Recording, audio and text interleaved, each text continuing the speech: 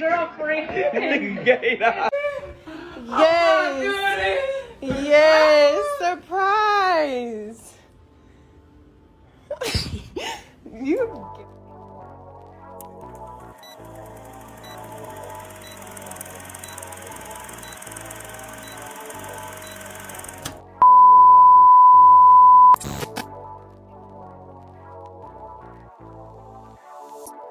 Nobody. Crawford has an amazing skill set. Nobody is doubting that. Your man didn't fight nobody until the motherfucker was 34 years old. That's one.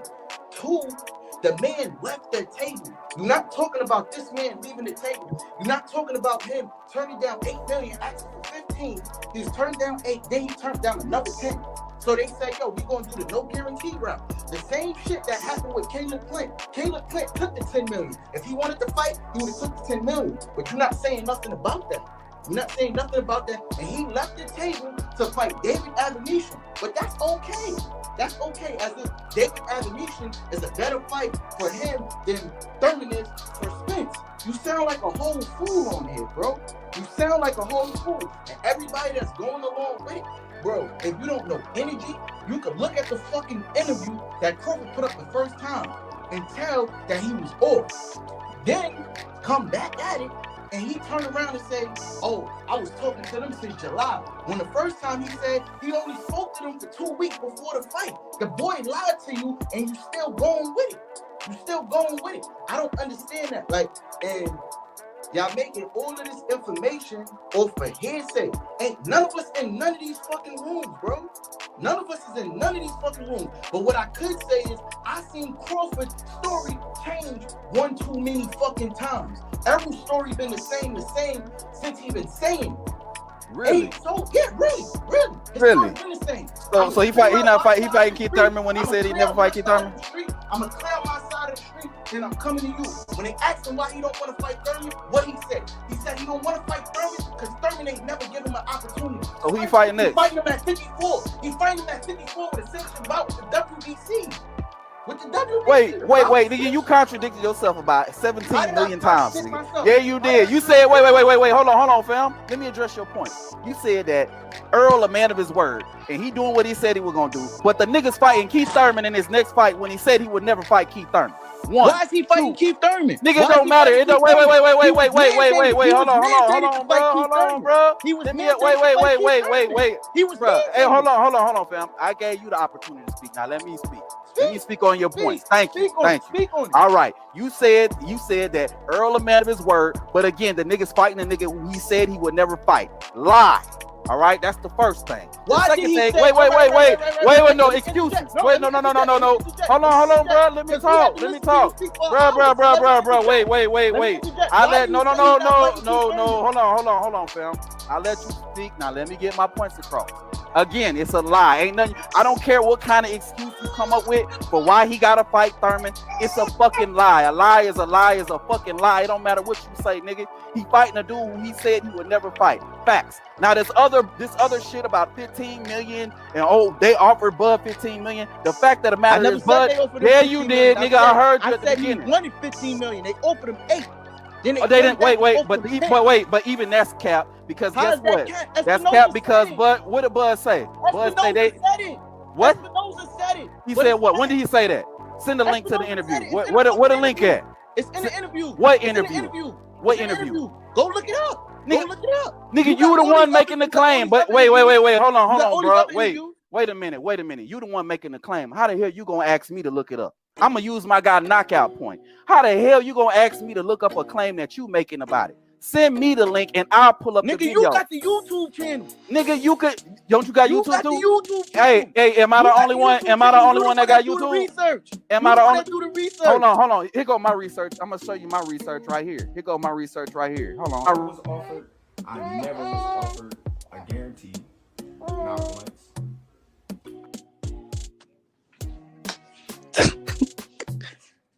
There go my receipts. Where your receipts at? And that shit where he lying, bro. So he lying now. You lying? I'm not on the computer. I'm on my phone right now. I'm not on the computer. I don't have the computer right here. That sound real convenient. That sound like you're going the easy route. It sound like hold on. This shit you talking about. This what you sound like right now. Here you wait till you go. and not fighting none He of ain't the did nothing in the champions, welterweight to right? this. So both When he get a belt, cool. when he get a belt, you want to go over there. Cool. We going to eat. Thurman want to go over there. When he Now had y'all want to say, oh, I ain't fought nobody, but I got a belt now, so why? Okay. Sean Porter got a belt too. And instead of like he's Thurman. Also, right? oh, so now Sean it's- Porter got a belt too. Sean Porter. So why am I go to easy road and not Sean Porter out? So why am I go to easy road and not Sean Porter out? I can't even hear you. Nigga go on the easy route because I was muted. Nigga go on the easy route. That's what you're doing right now. You using YouTube as a convenient excuse. You got YouTube too, nigga. You can pull up the video, Bro, send me the I'm link. on, I'll pull if I up. leave, I'm on the website right now. More Wait. So you can't. StreamYard.com. I'm not gonna be on the shit no more. So you can't. You wait. As simple as that. Cap. That's cap. That's cap. But I hear I'm you. gonna send it to you That's cap. outside of this. I'm gonna send it to you outside. Of Okay, this. go ahead. Send it to me. But you saw my How they receipt. got to the no guarantee. Espinosa said in the interview how they got to the no guarantee. Okay, you saying what you saying, but I showed you my receipt. Yes or You no? showed me a receipt where the nigga was obviously lying. And that same shit, he Obviously said, lying how? He started talking to them 2 months. He started talking to them, what, in October? He's like, yeah, I started talking to them 2 weeks ago. Then comes out and then says, I was talking to them niggas since July. What are you talking about, bro? Wait, he's lying to you right then and there. And that's the shit you gonna show me? I know nervous fucking energy, First of all, you deflecting because we talking about guarantees. We did. And I'm telling you, what were we talking about? What were we just talking about? What were we just talking about? We were just talking about guarantees and how he was never offered a guarantee. Got to the no guarantee. And when and then what? Wait. Am I wait? Hold on, fam. Wait a minute. Yo, hold on. Am I misinterpreting what never means? Hold on. Let me play this shit again for you, fam. I never was offered a guarantee, not once.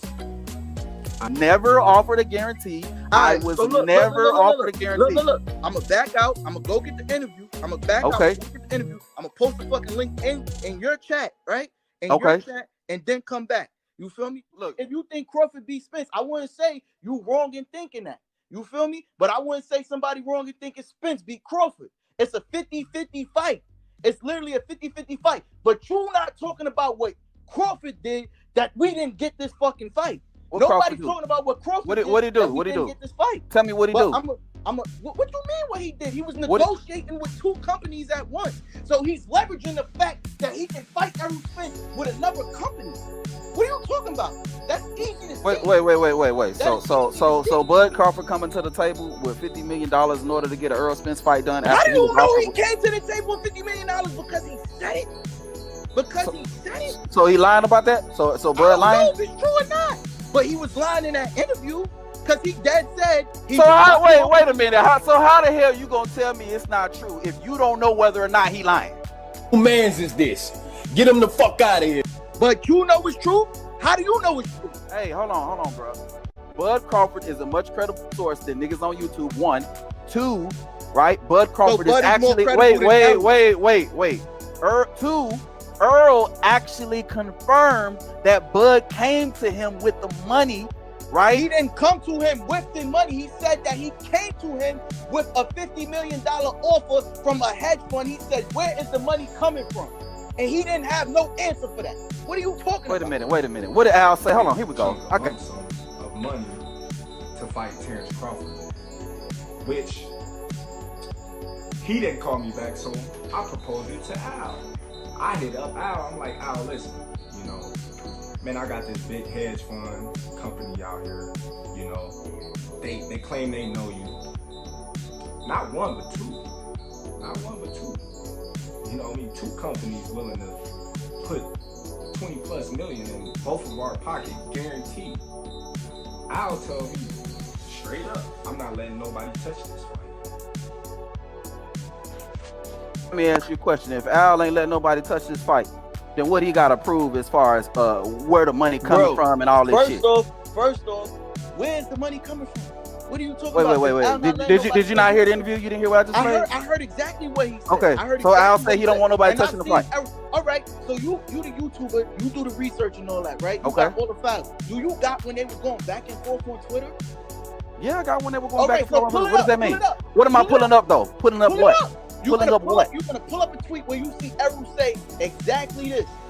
I heard what Earl said, but look. I asked him where it's coming from. He said a hedge fund. He couldn't hold on, bro. I heard what Earl. Wait, I heard what Earl. on the screen. Bro, hold on. First of all, wait a minute, bro. Wait a minute, bro. You moving the goalposts? I'm not moving the goalposts. Yeah, you are. You moving the fuck out the goalposts. Bro, you pushing the goalpost so far away, bro. You kicking the shit out of that goalpost. That shit is far as hell. Hell yeah, it is. That with me. Bro, you moving the goalpost. Look, bro, at the end of the day, first of all, you question whether or not the 25 million was real. You said, is the 25 million real? Is it real? I got you. Al and Earl confirmed that he came to the table with 25 million. Now you talking about, wait a minute, bro. Wait a minute, bro. Hold on. Wait a minute, bro. Where it was coming from. Hold on, bro. Wait. Al, I told you.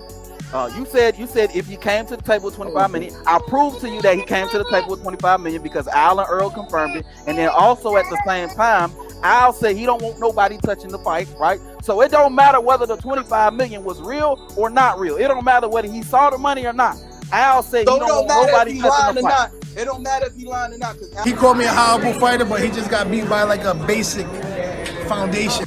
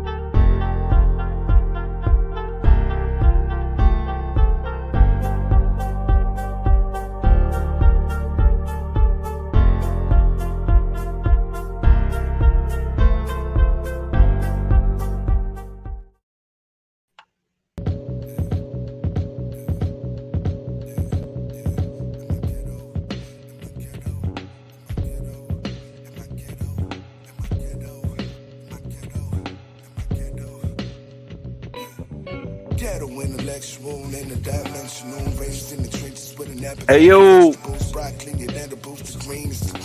I said hey yo.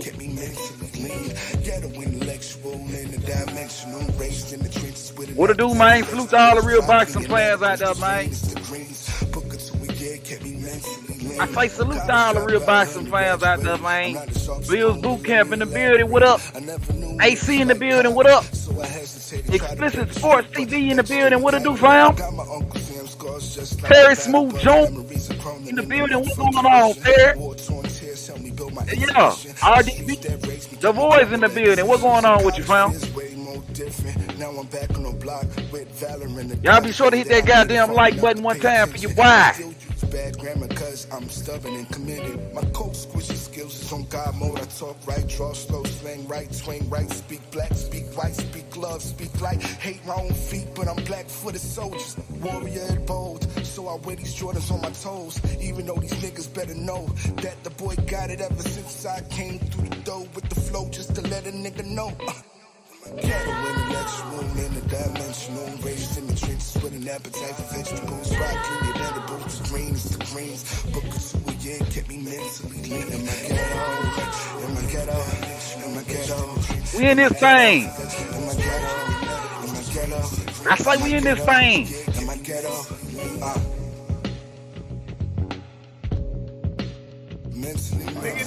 Why wouldn't I? You were smart, but not that smart. Yo, shout out to every motherfucking body who ever listened to this nigga right now. Nigga, if you ever him, like I said, I'm gonna get these belts over here, then I'm gonna come take Terence Crawford belt because I said I'm gonna be undisputed welterweight champion of the world. So the only way to make that happen is to take his belt. So I mean, nobody's avoiding him. Yo, this is like fucking. There's no such thing as the net. It's all the growth. I mean, certainly if you don't have oversight of the books, right? Approving expenses, or certainly at least knowing where all the money's going, no one would ever agree to a net. The fact that Crawford's you work off the gross. But if you're working off the net, then certainly if what you're reporting is accurate, then Crawford would be out of his mind not to insist on that.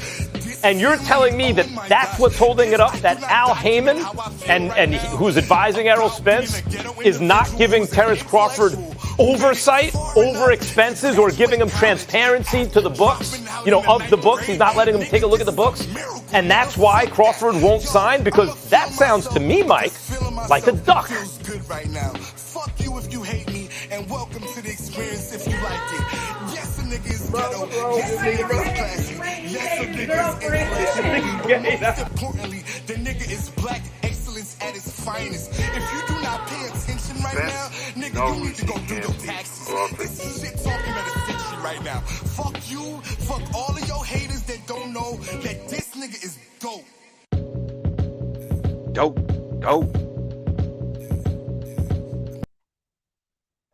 What up? Salute to all the real boxing fans out there, man. What they do? It's your boy Katie in this thing, man. What it do? I say salute to all the real boxing fans out there, man. We're going to be talking some boxing today. If you're new to the channel, be sure to subscribe. And everybody, and I do mean everybody, be sure to hit the goddamn like button on your way in, your way out, whichever way you're going, hit the goddamn like button. Y'all know what it is, goddamn. You know what I mean? Appreciate all y'all for sliding on through, man. You know what I'm saying? Appreciate all y'all for sliding on through. Before we get started, y'all already know we got to check the sound over here, man. Errol Duck in the chat if y'all can hear me good, bro. I say Errol Duck in the chat if y'all can hear me good. Y'all know we got to check the sound, make sure the sound popping before we get cooking like we're going to get cooking, man. You know what I'm saying? All day, every day, man. All day, every day. And once again, if you're new to the channel, be sure to subscribe. And everybody, and I do mean everybody, be sure to hit the goddamn like button on your way in, your way out, whichever way you're going, hit the like button. You know what I mean? So the channel can continue to grow like it needs to grow. Y'all know what it is, man. I know what it is, man. Let me see if I get an Errol or Duck in here. There we go. We got our first Errol or Duck. That's what I'm talking about. My guy AC coming through with the Errol or Duck. Bills Boot Camp with the Errol or Duck. Quack, quack. All day, every day. That's what I'm talking about. Man, go do 07. Say Errol or Duck. Okay, that's what I'm talking about. You know what I mean? Now we know what we need to know in order to get started with the live. You feel what I'm saying to say? Saint to say Earl is Duckzilla.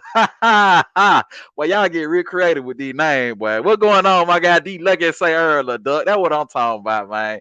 Yeah, let's go ahead and get it in, man. All day, every day, man. Okay, we got a super chat early, man. What's going on? My guy Terry Smooth Jr. coming through with the $1.99 super chat. He say, I'll round them up in the chat. It's spicy. I bet you did, Terry. I bet you did. You got a lot of makeup trolling to do, Terry. Salute to my guy Terry Smooth Jr. for coming through with the $1.99 super chat. We're going to take that $1.99 and we're going to get some boats and hoes.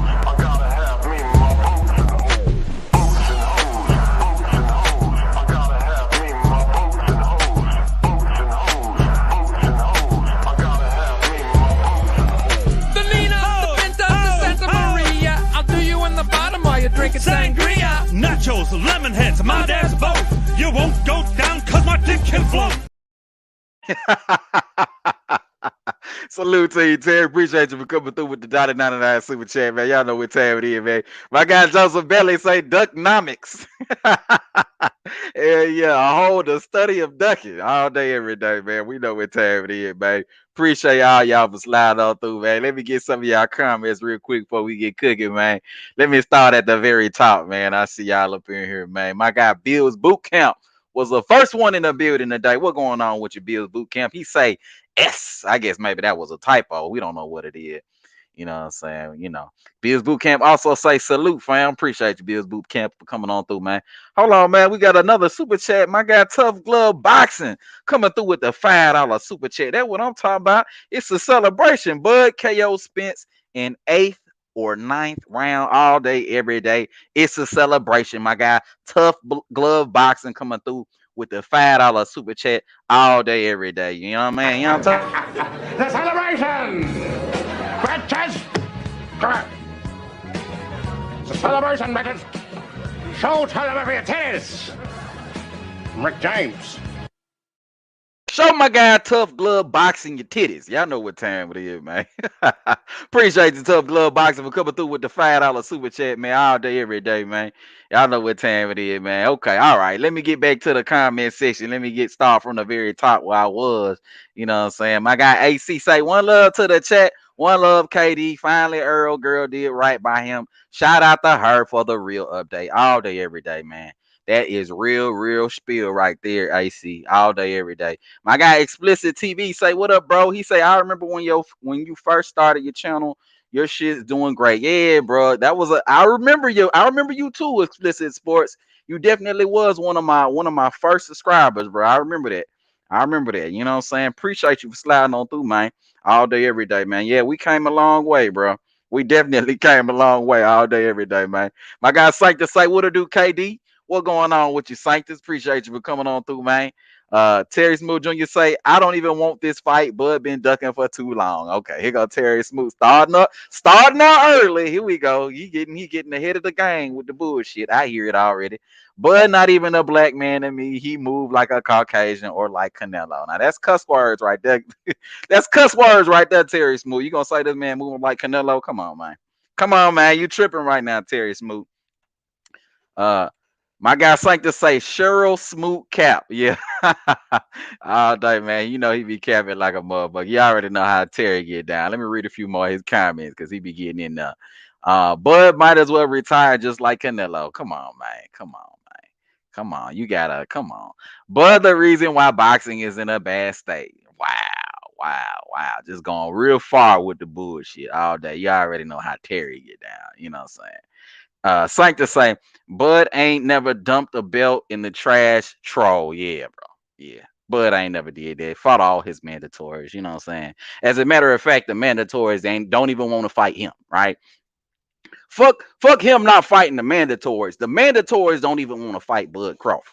That's how real of a nigga Bud Crawford is, right? You got niggas like Virgil Ortiz who had the opportunity on multiple occasions to fight a Terence Bud Crawford, but instead of deciding to do that, decided that they would rather do something different, go in another direction, fighting an eliminator for another belt and another champion rather than fight the champion, right? You got guys like Virgil Ortiz who turned down a fight with the champion just so they can fight in an eliminator, right? Fuck Bud not fighting his mandatories. His mandatories don't want to fight him. You know what I'm saying? They don't want to fight him. But you ain't got to take my word for it. I mean, y'all already know what time it is. Y'all know I got receipts on top of receipts on top of receipts on top of receipts. You know what I'm saying? Virgil ain't want no smoke. Here you go. Crawford have no fight next. The time frame is almost over. Will be due now, and then probably the championship committee will order Crawford to face Rocha as a mandatory challenger because Bill Hill refused to fight him twice. I don't know why. But Ortiz, excuse me.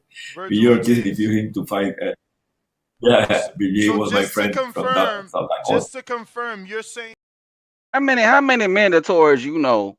How many mandatories you know refuse to fight the champion? Right? How many mandatories you know refuse to fight the champion? Only they would only refuse. How many mandatories do you know that would refuse to fight the champion? Not many, because the goal is supposed to be a championship title bout, right? But these dudes fear Bud Crawford so much that they rather fight in another eliminator rather than take a crack at the champ. That's how gangster Terence Bud Crawford is, bro. And y'all trolls, y'all can't take that away. Y'all can't take that away. As much as y'all try to, as much as y'all want to talk shit, y'all can't take stuff like that away. Too many receipts, bro. Too many receipts all day, every day. But let me keep going, though. Let me keep going. What else we got going on here? My guy Mango Juice 07 in the motherfucking building. What going on with your Mango? He say, what up, Boxer Die Chat? Yeah, man, all day, every day, man. My guy Mango Juice 07 in the motherfucking building. RDB, the voice say he won't let Boxer Die speak. Yeah, man, that dude was hella emotional, man. He ain't want to let me talk. He already knew what time it was, bro. He already knew. You know what I'm saying? Terrence Moose say, bang in the comment section like you fucking hard. Yeah, this dude with her, man. Come on. Y'all doing a lot, man. This man acting like he fighting Terence Bud Crawford, the smoke T. Yeah, bro. Y'all talking about the video, man. Y'all talking about the video. Let me scroll down to the bottom, man. Let me see what y'all talking about. Okay, my nigga Terry Smooth Jr. came through with another $1.99 super chat. He said, "I just want to hear boats and hoes one more again." Well, you ask and you shall receive, Terry Smooth Jr. I'm gonna take that $1.99. I'm gonna give me some boats and hoes one more time for my guy Terry Smooth Jr. Here you go.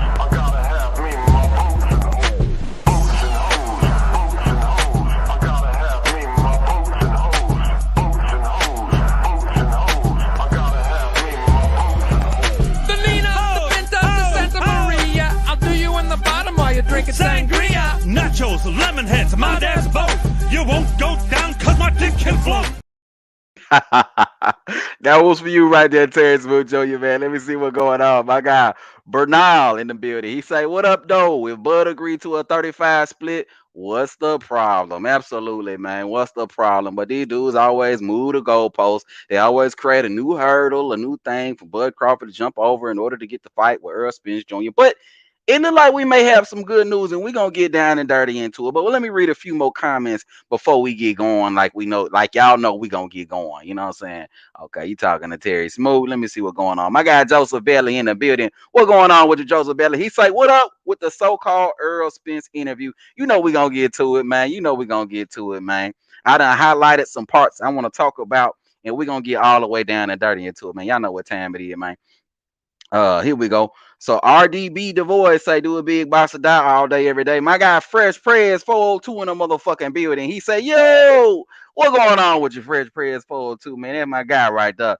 Bernal J in the building say, "Hit the like button." Y'all know what time it is, man. Hit that goddamn like button. And once again, man, if you're new to the channel, be sure to subscribe. And everybody, and I do mean everybody, be sure to hit the goddamn like button on your way in, your way out, all that good stuff, bro. And welcome. Welcome to the Chinatown. A Chinatown, a Chinatown.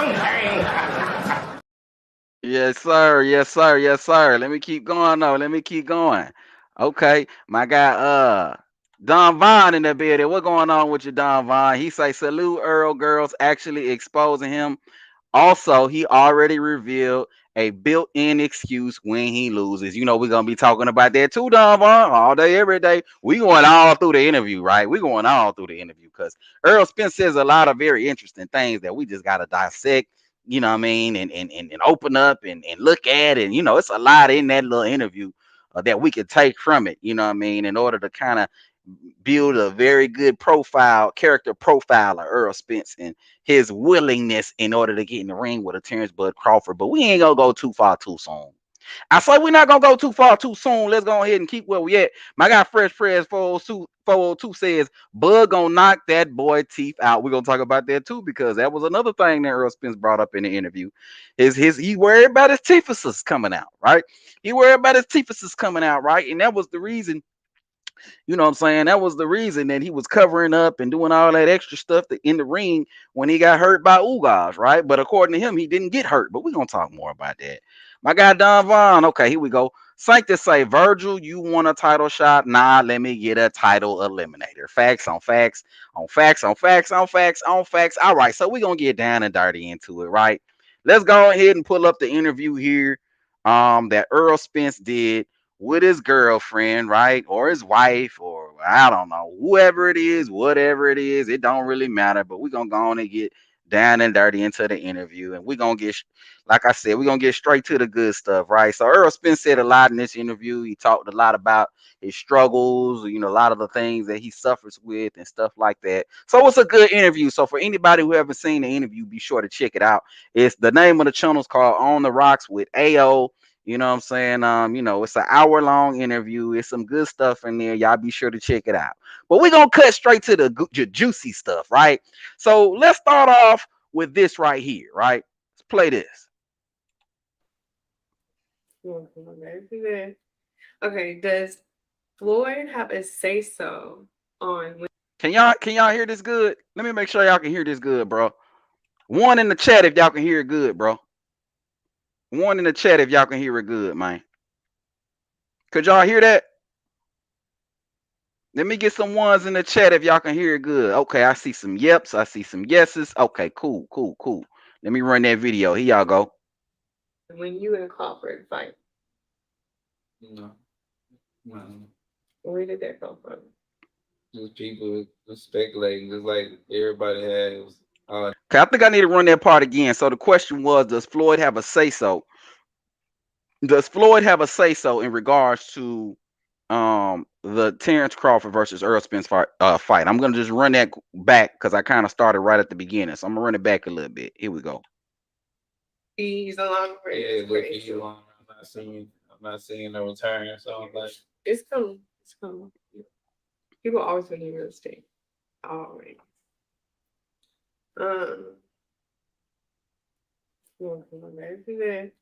Okay, does Floyd have a say so on when you and Crawford fight?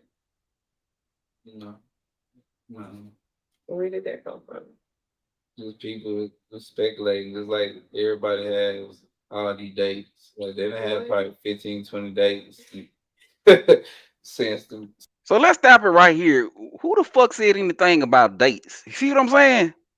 See, this that bullshit that only come through with Errol Spence Jr. See, this is that shit right here that you got to pay attention to, right? When you listening to somebody speak, right? Nobody said anything about dates. The question was, does Floyd have a say so when it comes to making fights on behalf of Errol Spence Jr.? So honestly and truly, Earl ain't even really answering the question at this particular point in time, right? He ain't even really answering the question. The question is, does Floyd have a say so? But let's let Errol Spence continue to cook. Here you go. Since the year started, like somebody was saying, was EJ fight next week? Next week? Yeah. Yeah, everybody think Floyd say one little thing and people just run with it. Yeah, it'd be like that. But we don't do. So Earl said Floyd said one thing and people just run with it. But the fact of the matter is, Floyd said the fight wasn't happening, right? Floyd said the fight wasn't happening. Let me remind y'all, he said the fight wasn't happening, right? Ain't that what Floyd said? Here you go. Here go Floyd right here. I gotta find a goddamn clip, boy. Hold on a second.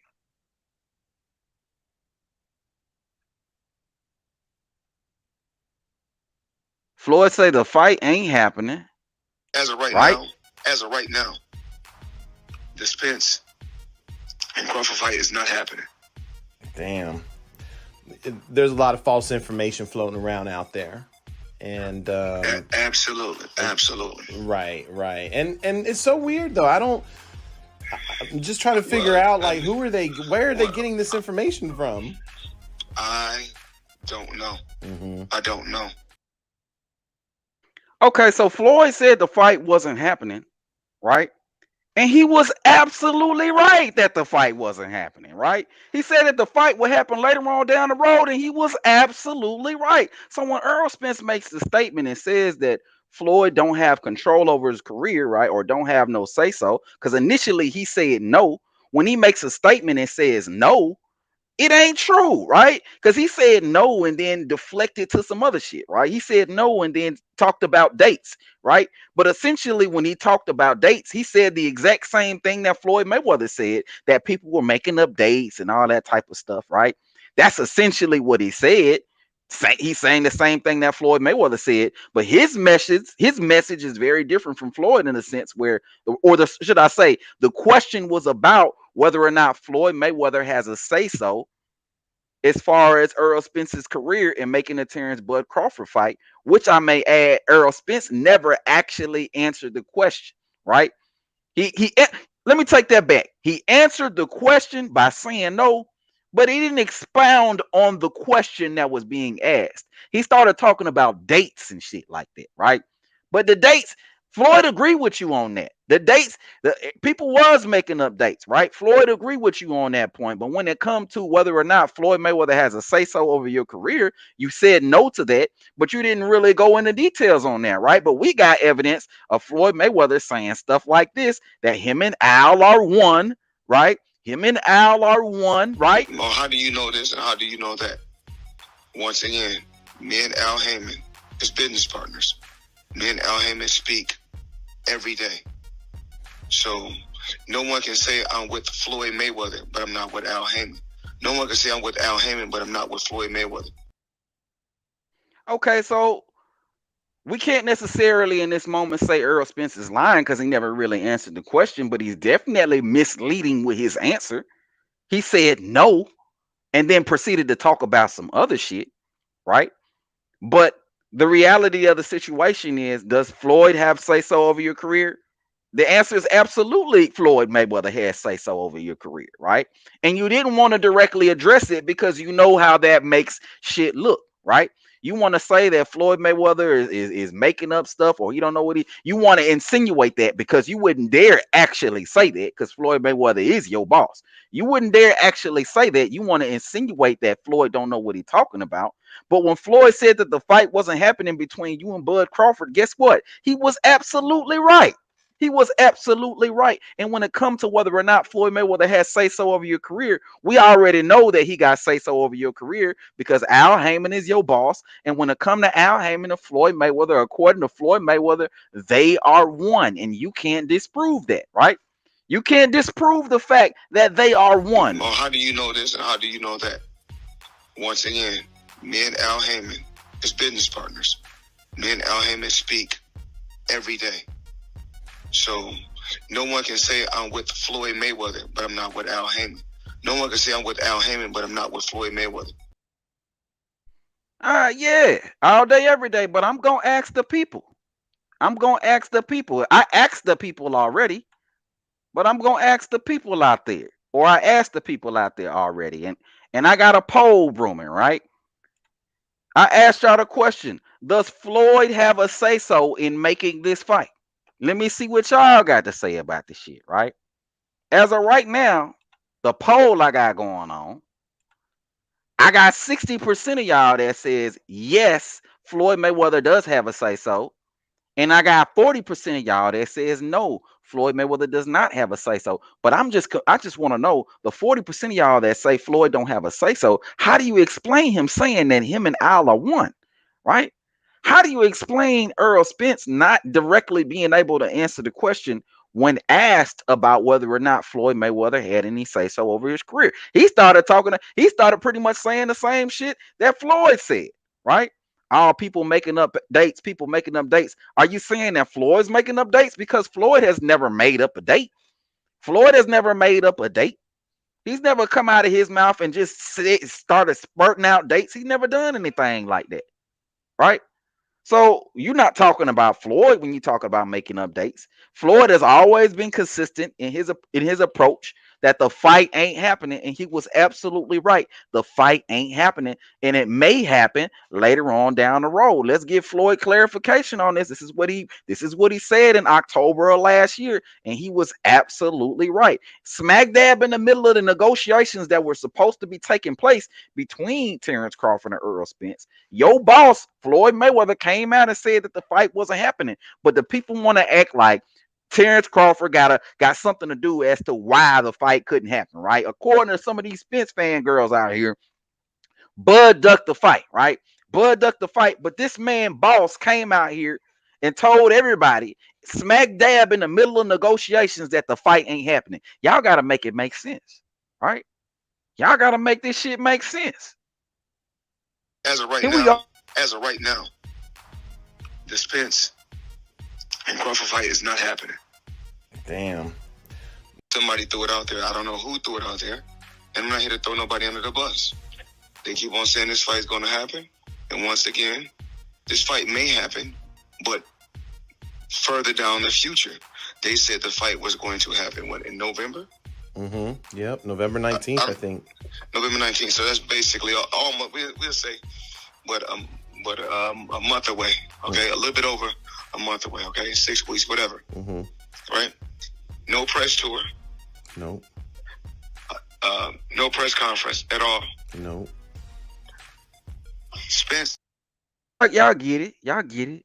Floyd say the fight may happen later on down the road. Floyd was absolutely right. Floyd told the world him and Al are one, and Earl couldn't directly answer that question because he knows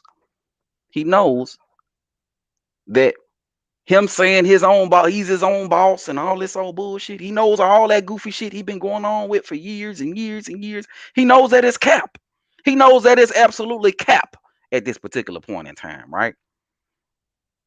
So the reality of the situation is Floyd is his boss, along with Al Heyman, and they control the trajectory of his career. And if they don't want him in the ring with a Terence Bud Crawford, he ain't getting in the ring with a Terence Bud Crawford. And those are the facts.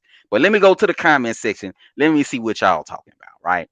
My guy RDB, the voice say, Floyd don't want nobody to be as great as him. That may be. That may be. That may be. Sanctus say Floyd further down the future. Laugh my ass off. Yeah, brother. Those were Floyd's words back in November. And Floyd turned out to be 155% right, because here we are in May of 2023 and the fight still ain't happened. We still ain't get an announcement. Floyd was absolutely right. Absolutely right. Right? But dudes want to take credit away from Floyd. They want to act like Floyd don't know what he's talking about. Floyd ain't got nothing to do with what's going on and the happenings.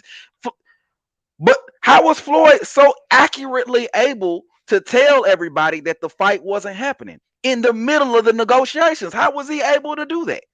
Can't nobody explain that shit, but they just want to go on and on with the reasoning that Floyd is not Earl's boss, or Floyd ain't got nothing to do with nothing and he ain't got no control over nothing. But the facts say something completely different. But let's go to my guy Truly Israel coming through with the $9.99 super chat. That's what I'm talking about. He say, salute King David. I push no because I don't think that Mayweather is in charge of the fight. Because if both fighters really want to fight, it will happen. Is he in charge of Spence's career? Yes. Yeah. I agree with most of what you got to say. Truly Israel, all day, every day. I agree with most of what you have to say. I don't think that I think if Floyd and Al don't want to fight, I think they can make it really hard for Errol Spence Jr., right? But he can make it very hard on them. And I think they've made it very clear that they're not really interested in the Terence Bud Crawford fight, right? Because they already know what it means for Errol Spence in his career if he get beat up by Terence Bud Crawford, or should I say when he get beat up by Terence Bud Crawford, right? I think the biggest problem with all this is that for years Earl has been going on saying that he's his own boss and he can do whatever it is that he want to do. But every time you ask this man about making a fight or ask this man about doing anything on his own, he tell you to call Al Heyman. He talking about call Al Heyman. You know Al number, all this old bullshit, right? But you're supposed to be your own boss. And then at the same time, it doubly looks bad because we got guys like Tom Brown going on a limb and saying things like this, it's right? The fighters. It's always the fighters. When they ask for something and it's a fight that can be made, we're going to go do it. We've worked with Top Rank, many times in the past, and it seems like the relationship's just been getting better and better, and So what I'm gonna say to this is that yes, Floyd and Al, if they want to tell Errol no to a fight, then they have the power to do so. But at the same time, Errol hasn't shown any interest in the fight over the last few years, because all we've heard him say is shit like I said, I'm gonna get these belts over here, then I'm gonna come take Terence Crawford belt, because I said I'm gonna be undisputed welterweight champion of the world. So the only way to make that happen is to take his belt. So. And then also shit like wait this, till he right? get a belt. Yeah, he ain't did nothing in the welterweight today. When he get a belt, you want to go over there. Keith Thurman want to go over there, and now y'all want to say, "Oh, I ain't fought nobody," but I got a belt now, so okay. Sean Porter got a belt too. So now Sean Porter got a belt too. Sean Porter. So why am I go to easy road and not Sean Porter? So why am I go to easy road and not Sean Porter? So why am I go to easy road and not Sean Porter? So why am I go to easy road and not Sean Porter? Who mans is this? Get him the fuck out of here. All you been saying is shit like that, right? But when it comes to Errol Spence and the things that he says out of his mouth, at the end of the day, this is how I feel. Look at this dude. Why wouldn't I? You a smart man, but not that smart. Bro, Earl a smart man, but not that smart. At the end of the day to me, man. But let's keep it going. Let me keep going through the comment section. Let me see what y'all got going on. Okay, my guy Lost Art of Boxing, Cuter God in that building. What's going on with you, Cuter Guy? He said, what up, family? Appreciate you for sliding on through, Cuter Guy. Yeah, bro, all day, every day, man. Appreciate you for sliding on through. I'll shit my nigga D-Ray Promotions in the building. What going on with your D-Ray Promotions? Appreciate you for coming on through. You know what? I ain't even get my guy Truly Israel right, bro. Appreciate you for coming through with that $9.99 super chat with your Truly Israel, man. We're going to go ahead and take this $9.99. We're going to play the lotto with this thing, 15. Man. Here we go. 30, 37, 38, 45, 47, 15, 30, 37, 38, 45, 47. Just hurry up. I got customers to serve. 45, All day, every day, all day, every day. My guy Jason say that's why Spence alluding from to moving to a farm, starting a farm, and getting into real estate because he knows after the fight he's over. Those are the facts. It was apparent from the interview. Yeah, bro. I took that same kind of message from that situation. I took that same kind of message, but we're going too far, too fast. I say we're going too far, too fast. My guy Truly Israel say nice breakdown, King. Appreciate you, Truly Israel. Yes, sir. Explicit Sports TV say talk about how Spence doesn't fight welterweights. I'm making a video on that right now. That shit is scary. Yeah, bro. If you think about all the guys this guy fights, man, Danny Garcia, right? That dude was a lightweight, a dude coming up from lightweight, right? Mikey Garcia, Mikey Garcia was a lightweight when he got in the ring with Errol Spence Jr., right? You got who else did Errol Spence fight? Your Dennis Ugas was probably the first real welterweight that he actually fought, right? At least in a while. Sean Porter too, but he don't really fight like real welterweights like that. He got a track record of fighting named fighters, right? But not necessarily fighting guys. Mikey was a featherweight. Yeah, he did come up from featherweight. He definitely was. Danny Ugas, Mikey, yeah, bro. Yeah. All day, every day, man. Okay, my guy Paul Dangle Branch in the building. He say I'm gonna put Sean Porter got a belt on shirt. Yeah, bro. Hey, when you make that shirt, my boy, I'm gonna have to buy one of those, my boy. All day. Sean Porter got a belt too. Y'all already know what time it is, man. My guy Bill Bootcamp coming through. He say I told you the other day about how his chick do shit. This is Al all day. The first one to interview him. Come on, man. Yeah, bro. And she was real lightweight with a lot of them questions, man. She was real lightweight with a lot of them questions, and I could tell Earl practiced them answers, right? Remember when he corrected her during the interview at one point? He was like, "You supposed to ask me about blah blah blah blah. You supposed how you gonna correct her about what she supposed to be asking you? You know what I'm saying? I would if I could find that part, I'm gonna play it to you. But in the interview, Earl stopped her and was like, "You was supposed to ask me about blah blah blah," right? I don't remember exactly what it is that he said in the moment, but he stopped her. He was like, "You supposed to ask me about this. You ain't asked me about that," right? And she was like, "Oh yeah, my bad." You know what I'm saying? So these dudes practice this interview, all day, every day. They talk all this smack about Earl talked all that smack about how Bud was reading from cue cards when he did his little interview, his little thing, right? But Earl, you pretty much did the same thing Bud did, so you can't get on him for doing the same thing that you did. You know what I'm saying? The same thing that he did all day, every day. But let's keep it going, though. Let's go on ahead to the next part, right? Let's go ahead to the next part. Actually, let me go back to the poll real quick because I asked y'all the question. I say, does Floyd have say-so in making the fight? 58% of y'all now say yes. 42% of y'all now say no. So, yeah, bro, I don't know what the 42% of y'all I don't know. I don't understand how y'all come to the conclusion that y'all come to, considering the fact that Floyd Mayweather and Al Haymon are one, not according to my words, but according to the words of Floyd Mayweather. So unless you're saying that Floyd Mayweather is a liar when he makes statements about him and Al being one and about how the fight's not happening, unless you're saying that Floyd is a liar, essentially everything that he say got to be true, right? Everything that he say gotta be true. And if you're gonna call him a liar, then you should be able to come up with some sort of evidence that proves that he's lying. But you niggas can't really do that. All you can really do is just get mad about the information that's presented. But let's keep it going though, right? That's the first poll that I had going on, right?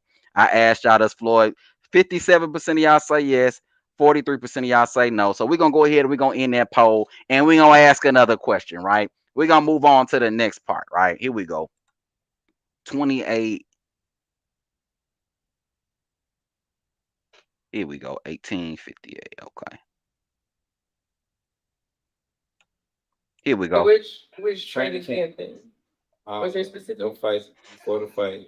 Because usually, I know before, I used to get up to 185 and just, it was, that's I say training camps because that was a fight, was just battling, hanging out, having fun. Okay, so if y'all missed the question is what was your hardest fight? And Errol Spence responded by saying that his hardest fight is really training camp, right? It's really training camp, and that's pretty much what he's describing right now. Let me let Earl continue to cook. Partying, doing different things, and then okay, I got a fight day. I got 8 weeks to train. Now I gotta lose 30, 40 pounds. And you were so moody when you were in camp. Super moody. I'm not losing weight the right way. I'm wearing sauna suits. I'm not eating how I'm supposed to eat. Y'all hear what this man say? This man say he be losing 30 to 40 pounds. Did y'all hear that? This man be losing 30 to 40 pounds. 30 to 40 pounds. And he said the hardest part about the fight is the weight cut. And he be losing 30 to 40 pounds. So let me ask y'all a question. If this man is losing 30 to 40 pounds, and then y'all see him out here walking around, going to fights and going to these different events with this huge ass gut, when he got to lose 30 and 40 pounds in order to make a fight. But if he's big like that, he's even heavier than the weight that he would need to lose normally in order to even compete, right? When you see him big as a house with the big old gut and the big old everything, right? In my mind, that's even more than the 30 and 40 pounds that he got to lose in order to fight in the first place, right? So when you see him big like that,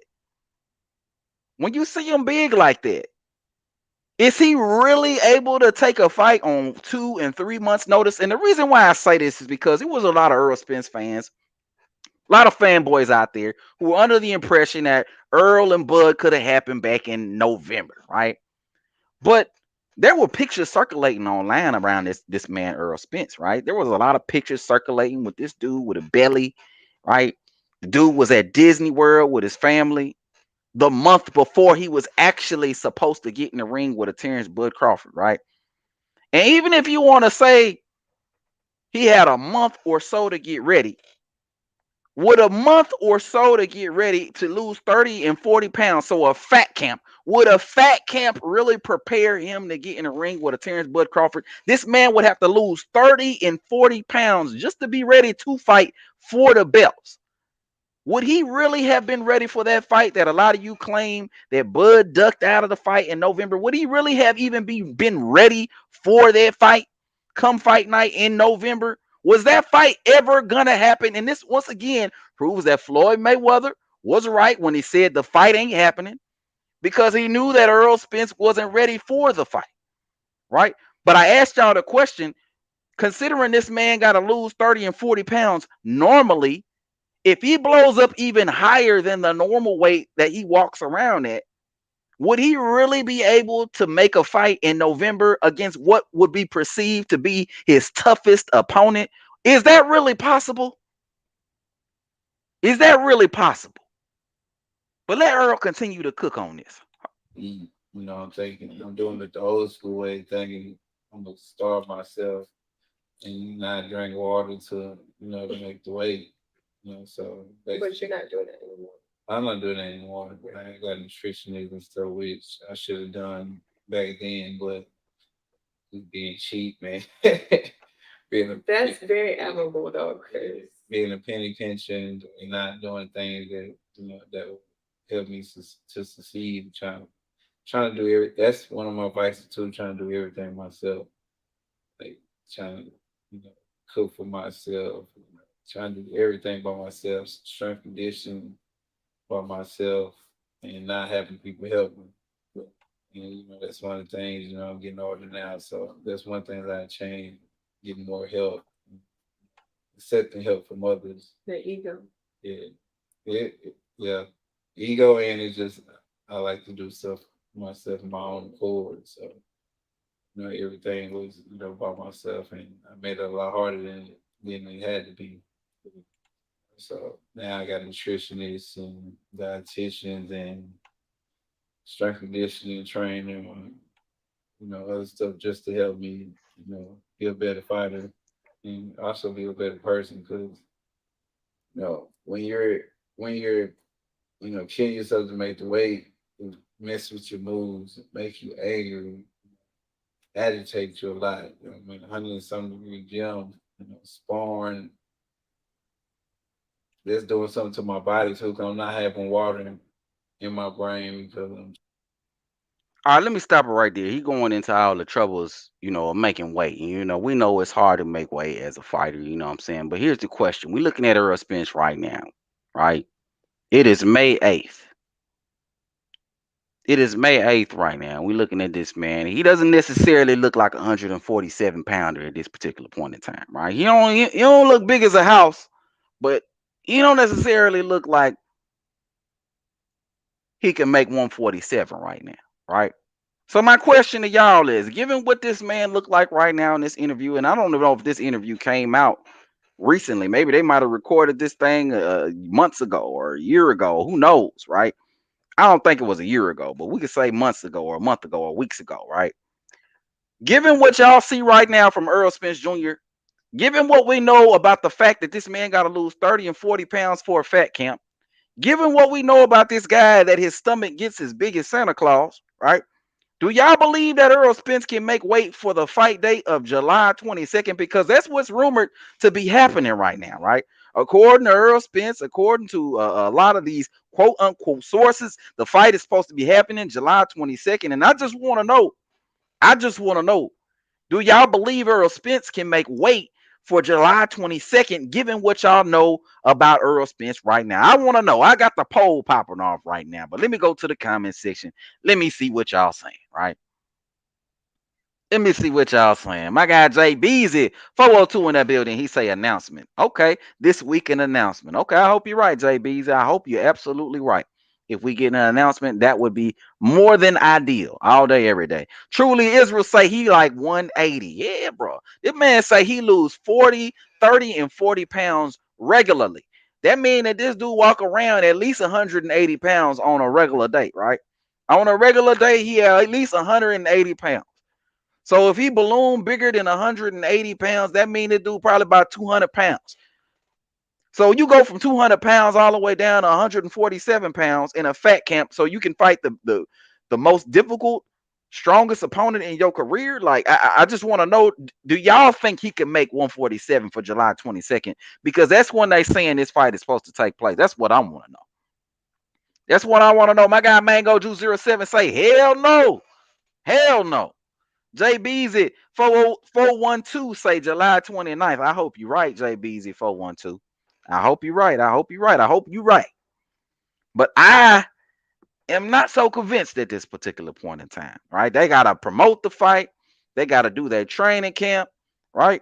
8-week training camp. That's 2 months. We're about 2 months away from the fight. Errol Spence does not look like he's 147 pounds, even when we look at this video. Right? I'm not so sure. I don't know if he can make 147 right now. Maybe he can, maybe he can't. I want to know what y'all think, though. Bill's Boot Camp say the power of the P. All day, every day. The power of the P. It's like to say,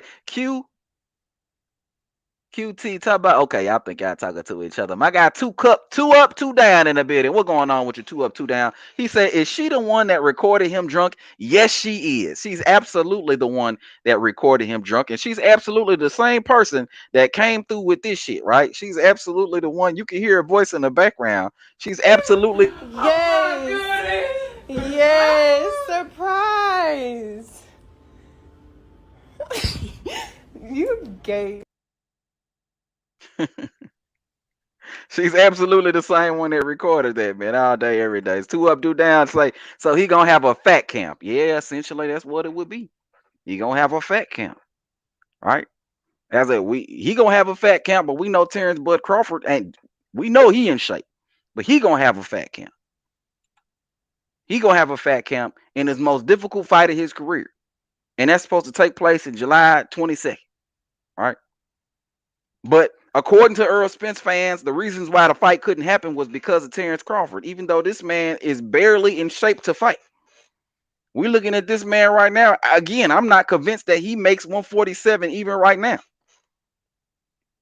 He don't look bad, but he don't look good. But let's keep it going though. Saint to say healthy manner, I meant yeah, bro. OSO in the building. He say Earl's near-death experience is the reason why we are getting the fight. Yeah, bro. The man realized life too short, right? The man realized that if he don't fight this man right now, he gonna lose out on the biggest opportunity of his career, and that he got there's no bigger money opportunity than a Terence Bud Crawford. Period. Right? Canelo Alvarez is out of the picture. Out of the picture. You know what I'm saying? There's no more going up to 160 and fighting Canelo Alvarez. Canelo Alvarez is trying to fight Beevil again. He's going to be busy at least another year. And Errol Spence is 33, 34 years old right now, right? If he wait another year on Canelo Alvarez, there's no guarantee. There's no guarantee that a Bud fight could happen anytime after that. And there's no guarantee he gets the fight in the first place because there's several other guys that's looking for that Canelo fight, right? He could turn around and fight Jermell Charlo.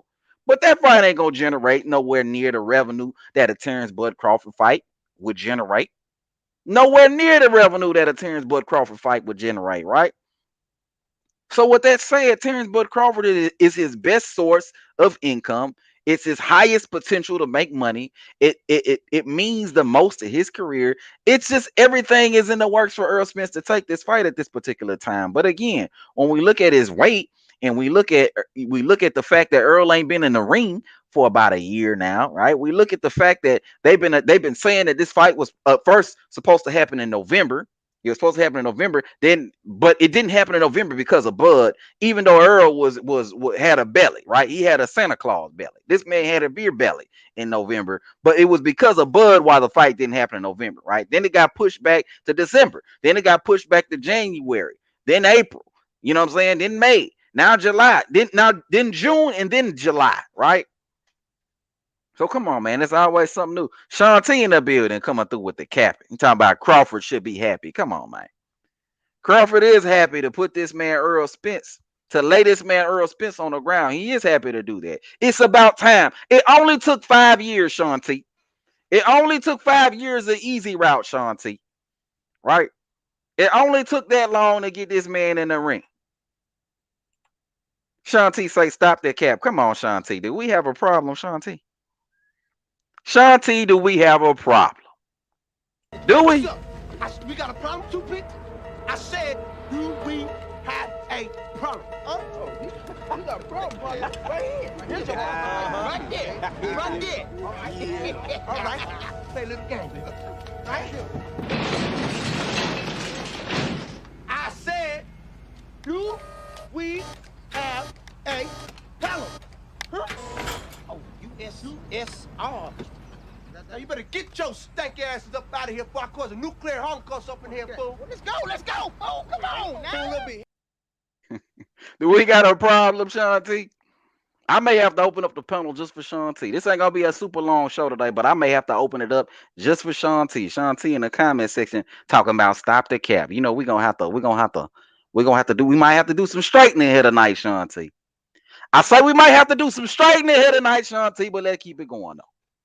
Let's keep it going. You know what I'm saying? Let's keep it going. Because there was a lot said in this interview, and we're gonna keep it moving. We're gonna keep it moving throughout the course of this interview. Hold on, here we go. 26-33. Actually, before we do that, let me go back to the poll. Let me see what y'all voted on. So I asked the question. I said, do you believe that Earl can make weight for a fight date of July 22nd? I got 56% of everybody that says yes. I got 44% of y'all that says no. I think he can make the weight, but he can make the weight at what cost, right? I think he can make the weight, but he's going to make the weight and be in what kind of condition?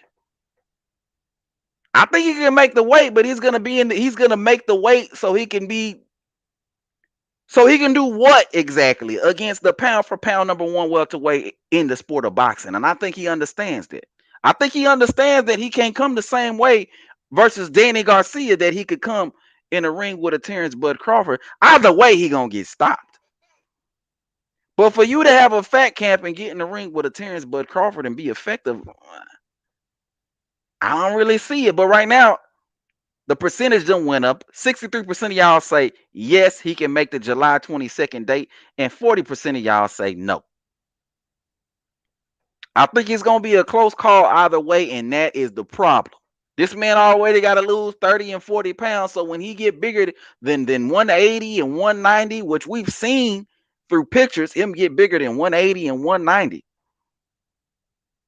It's a real problem for him to make that weight. So will he be able to get in the ring with a Terence Bud Crawford? Will he be able to make weight, make 147? Probably. But he's going to make 147 at what cost? He's going to make 147 and do what exactly? Somebody make it make sense, right? But as long as he's in the ring with a Terence Bud Crawford, I could care less, right? That's all I really care about at the end of the day. But let's keep it moving. No, I'm going to go ahead. I'm going to end that poll. Actually, I'm going to let y'all continue to vote, and then we're going to go to the next part of it. Let's continue on with this interview with Errol Spence. Here we go. So another interesting part, or the most interesting part, is that Errol Spence, in this interview, they ask him about who he's going to fight next, right? Here we go. Okay, so your next fight, who we got? I don't know, but me and Crawford are definitely in the talks. We've been talking, so hopefully it can be me and him. We're gonna start right into our negotiations going better than what they were before. Yeah, definitely. Me and Crawford, we're talking directly. Okay, let's stop it right here. So he says that him and Crawford are definitely negotiating. He said that him and Crawford are definitely negotiating, right? But I think one thing that we see here with Errol Spence, and this is the part of Errol Spence that always makes me very nervous. It always makes me nervous as to whether or not the fight is actually going to happen. I think the fight's going to happen. I'll say it again. I think the fight's going to happen. But this is always the part of Errol Spence that makes me very nervous, because when he talks like this, when he says stuff like this, it's very rare that what we're looking for actually happens. When he starts using very vague ass words like hopefully and maybe and we'll see, right? Those are the words that Errol Spence is famous for using, right? We'll see, hopefully, maybe, possibly. All these words. When you talk to Terence Bud Crawford, he's like, that's the fight I want next. We're going to make it happen. But when you talk to Errol Spence, maybe that's the fight I want, but hopefully it happens. That little wishy-washy attitude gives your boy KD a little bit of doubt as to whether or not the fight's going to happen, because if you really want a fight to happen, you're going to go out of your way to make the fight happen. Ain't no hopefullys, ain't no maybes. You're going to make the fight happen whether or not you're going to make the fight happen, point blank, period, right? I wouldn't expect the fighter to have the mentality of a hopefully and a maybe and a possibly. I would expect a fighter to have the mentality of, we're going to make this shit happen. Right? This is the next fight. This is the fight that the people want to see. Right? This is the fight that the people want to see. I would hope that a fighter would adopt that type of mentality. But once again, Errol Spence is talking with the maybes and the hopefullys and the possiblies and the we'll sees and all this old bullshit that we ain't trying to hear as boxing fans, especially after waiting 5 years on your ass to take the goddamn easy route. Right? Especially after waiting 5 years for wait till he get a belt. Yeah, he ain't did nothing in the welterweight today. When he get a belt, you want to go over there. Keith Thurman want to go over there, and now y'all want to say, "Oh, I ain't fought nobody," but I got a belt now, so okay. Sean Porter got a belt too. So now Sean Porter got a belt too. Sean Porter. So why want to go to easy road and you not Sean Porter? So why want to go to easy road and you not Sean Porter? So why want to go to easy road and you not Sean Porter? So why want to go to easy road and you not Sean Porter? Who mans is this? Get him the fuck out of here. Especially after 5 years of, I'm gonna go ahead and collect all these belts. Like I said, I'm gonna get these belts over here, then I'm gonna come take Terence Crawford belt, because I said I'm gonna be undisputed welterweight champion of the world. So the only way to make that happen is to take his belt. So I mean, nobody's avoiding him. So after 5 years of that, after 5 years of taking the easy route, After 5 years of doing this and doing that and flipping cars and doing all this other type of shit that you want to do, after 5 years of that, we're not trying to hear no more will sees or no possiblies and no maybes and none of that bullshit. We ain't trying to hear none of that. Am I saying that I think Earl's still ducking? No, I think Earl's at this point in his career where he's like, listen, this is the biggest fight right now that I can make. This is the biggest money fight. This means the most. This means the most to my career at this particular moment. There's no reason for me to not take this fight. There's no other real money on the table. The fight is as big as it could possibly be. If I don't fight this man right now, I could possibly lose out on this opportunity to make several $1 million, right? I could possibly lose out on that opportunity. I think Errol Spence has reached this particular point in his mind and he's ready for the fight. But for me to hear you say we'll see, not we'll see, I'm sorry, hopefully, that's what he said. For me to hear you say hopefully when it comes to making this fight happen, it still brings me back to the Errol Spence of past, right? It still brings me back to that nigga that said, go get a belt first. It still brings me back to that nigga that said 60, 40, 70, 30 or whatever I give you. It still brings me back to that nigga that said, I gotta take the easy route first, right? And all this other bullshit, putting hurdles and barriers in front of the fight. Now, that might be my post, that PTSD acting up. That might be KD PTSD acting up on Errol Spence Jr. But I don't want to hear this man talk like that. I don't want to hear him talk like that, y'all. I don't like it. I don't like it. So I'm asking y'all. I asked this question last week, but I'm going to ask y'all again. And I'm going to put a poll up. I asked this question last week. And I'm going to ask it again this week. Do y'all believe that the fight is happening next? You go to poll right here. Hold on. Do y'all believe that this fight is happening next? After you see an interview like this, do you believe the fight is happening next? Do you believe it's the next fight up? Let me take a look at the comment section. Let me see what y'all talking about, man. Two up, two down. Say, I'm going to ride my horse in my ranch. Yeah, bro. I'm going to ride my horse in my ranch all day, every day, man. Sanctus say, Errol Speedy Gonzalez got a belt too. That's so dude. Postman in that building. What going on with your postman? He say Sean Porter got a belt too. He sure did say that. Sean Porter got a belt too. Sean Porter got a belt too. Yeah, bro. All day. That's how Earl been talking the last 5-6 years, bro. Here we go. Dolphin Time say Al Heyman is the one not making the fight. I can sense Spence truly wants the fight now, but Al Heyman has other plans. You know what I'm saying? And Al might have other plans. You know what I'm saying? Al might have other plans at this particular point in time. And I think you're right, Dolphin Time. I think Earl wants the fight. Again, I think he's realized that the expiration date for this fight is up. I think he realized that this fight date is about to expire, right? I think he understands that he could fuck around and lose to one of these new niggas out here, right? He could fuck around and lose to a Boots Ennis or a Virgil Ortiz, or he could fuck around and go up to 154 and lose. I think he realized that there's no more real easy route at this particular point in time. Sure, he can go out and fight some bums, sure, but he's gonna get a lot of criticism and a lot of slack for doing it, right? Especially after he went on record telling everybody, right, the reason why the fight couldn't happen for the last 5 years is because this nigga was talking about how he needed to clean up his side of the street, right, collect all his. Him, like I said, I'm gonna get these belts over here, then I'm gonna come take Terence Crawford belt because I said I'm gonna be undisputed welterweight champion of the world. So the only way to make that happen. So the fight couldn't happen all these years because he was collecting all his belts on the street, on his side of the street. I think he realized at this point that after saying all that, after doing all that, after being in the condition that you in right now, being overweight and for all this time, right? Being not able to make 147 that much longer, going up to 154 and not really having much of an advantage there.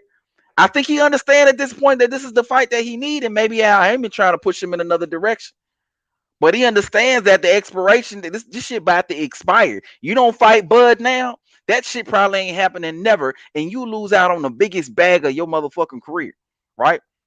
Who else do you know? What other fight do you know that Earl could fight right now, or you got investors willing to put up $50 million between two fighters in order to get him in the ring? What other fight do you know that Earl has access to that would get him that kind of money? I'll wait. If somebody could think of another fight that would get Errol Spence $25 million, I will wait, right?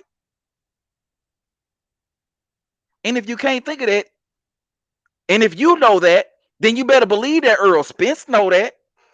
And you better believe that at this point, he's like, I need to get this fight, win, lose, or draw, because I need that 25 mil or 30 mil or whatever kind of money that fight is going to bring to the table, right? Especially after Tank came out and did the numbers that he did, making the kind of money that he made for the fight. Earl looking at that like, we need to go ahead and make this fight happen, right? But let me go to the poll, because I dropped the poll a little bit ago, right? I said, what going on, my guy? Buckle Up Boxing in the motherfucking beard. Salute to you, Buckle Up Boxing. Appreciate you for coming on through. I also see my guy Knockout Boxing 86 TV in the building too. What's going on with you, Knockout? And y'all be sure to subscribe, man. Good boxing channels. Both Buckle Up Boxing on YouTube and my guy Knockout Boxing 86 TV on YouTube as well, man. You know what I'm saying? Y'all be sure to subscribe to them channels, man. All day. Good boxing channels, man. Good boxing channels. But let's keep it going, though. I put a poll and I asked y'all, do y'all believe that the fight is happening next? Right now, I got 64% of y'all that says the fight is happening next. And I got 36% of y'all that says that the fight is not happening next. And, you know, honestly and truly, bro, honestly and truly, man, I got my doubts as to whether or not the fight is happening next. But at the same time, I'm optimistic. But it's very hard for me to believe, given Errol Spence's history, given everything that this man has done or put in front of a Terence Bud Crawford fight, it's very hard for me to believe that this man is actually going to get in the ring with a Terence Bud Crawford. But the practical part of me realizing that Errol Spence Jr. don't really have too many options to make the kind of money that he needs to make. The fact of the matter, Errol Spence Jr. seems to be backed up against the wall at this particular time. I think the fight is going to happen next. I'm leaning more towards the fight happening next. Right now, I'm 55-45 on the fight happening, in my opinion. And clearly, most of y'all in the comment section believe that there's a 62% chance that the fight does happen next and a 38% chance that the fight is not happening next. You know what I'm saying? This interview gave me just a little bit more hope, just a little bit. I'm teetering on the wall. I'm teetering on the wall right now as to whether or not the fight happens or not. You know, I don't trust Errol Spence Jr., but I do trust his desperation. I don't trust Errol Spence Jr., but I do trust his desperation. I do trust his need to get a bag. I do trust that. I do trust his opportunistic nature, right? I do trust that. I don't trust Errol Spence. I don't believe nothing he got to say, but I do trust his need to get a bag, 25 plus, 35 plus $million. I do trust that, right? That's about all I trust when it comes to Errol Spence Jr., right? But let Earl continue to keep talking, and then we're gonna go on to the next thing. Here we go. We probably on the phone for probably 40 minutes, 30 minutes. We probably spent probably 15 minutes talking about, negotiation part and stuff like that. We just talk about, getting the feel for each other and basically talking about our families and, current situations we had going on and stuff like that. And then we start talking about, boxing and us fighting and negotiations and things like that. But it went well, and our teams are still negotiating. We're still having talks. So it's going very well. Okay, so Errol Spence says that the negotiations between him and Bud Crawford are going very well. And I don't know. If it's going very well, that's good. All I can do is really take Earl's word for it on that particular case, but on that particular thing. But I can't help, when I think about this, I can't help but remember the deal that Bud Crawford had to take in order to attempt to get the fight done last time, right? The last time we had this conversation about negotiations, these dudes, after 6 months of negotiating, the best deal that they could come up with was a 70-30 split with no guarantee, no transparency, and a B-side on a rematch, even if he win, right? That was the best deal that they could come up with before. So if the negotiations are going well, then I'm assuming that these dudes came to the table better than that, because that was probably the most trash deal I've ever seen in boxing, right? Considering the magnitude of the fight and the credibility and notoriety of the two fighters looking to get in the ring. But Errol Spence saying that the negotiations are going well. I can't help but just believe him in regards to that. But also taking into consideration the past, also taking into consideration everything that took place back in November, back when in the middle of negotiations, Floyd Mayweather came out and told everybody that the fight ain't happening. I can't help but remember that when Errol Spence talk about how well these negotiations are currently going at this particular point in time, right? A lot of hope and wishing and dreaming. But let me go to the comment section. Let me see what y'all talking about, man. I asked the question, do y'all think the fight is happening next? Let me go to the comment section, man. Sean T say, I'm waiting on the explanation. I don't know who you might be talking to somebody in the comment section. I'm not sure. My guy Damian Gray's in the building. He say, so if Bud fights someone else first, who will you say is at fault? Well, these negotiations have been taking place for how long now? Damian Grays? How long have these negotiations been taking place now? Right? We're already about 5 months from the last time Bud Crawford has fought. And I would have thought, because Bud Crawford announced in December that he was ready for Errol Spence to spin the block, I would think that they would have started negotiations back then, right? I would think that.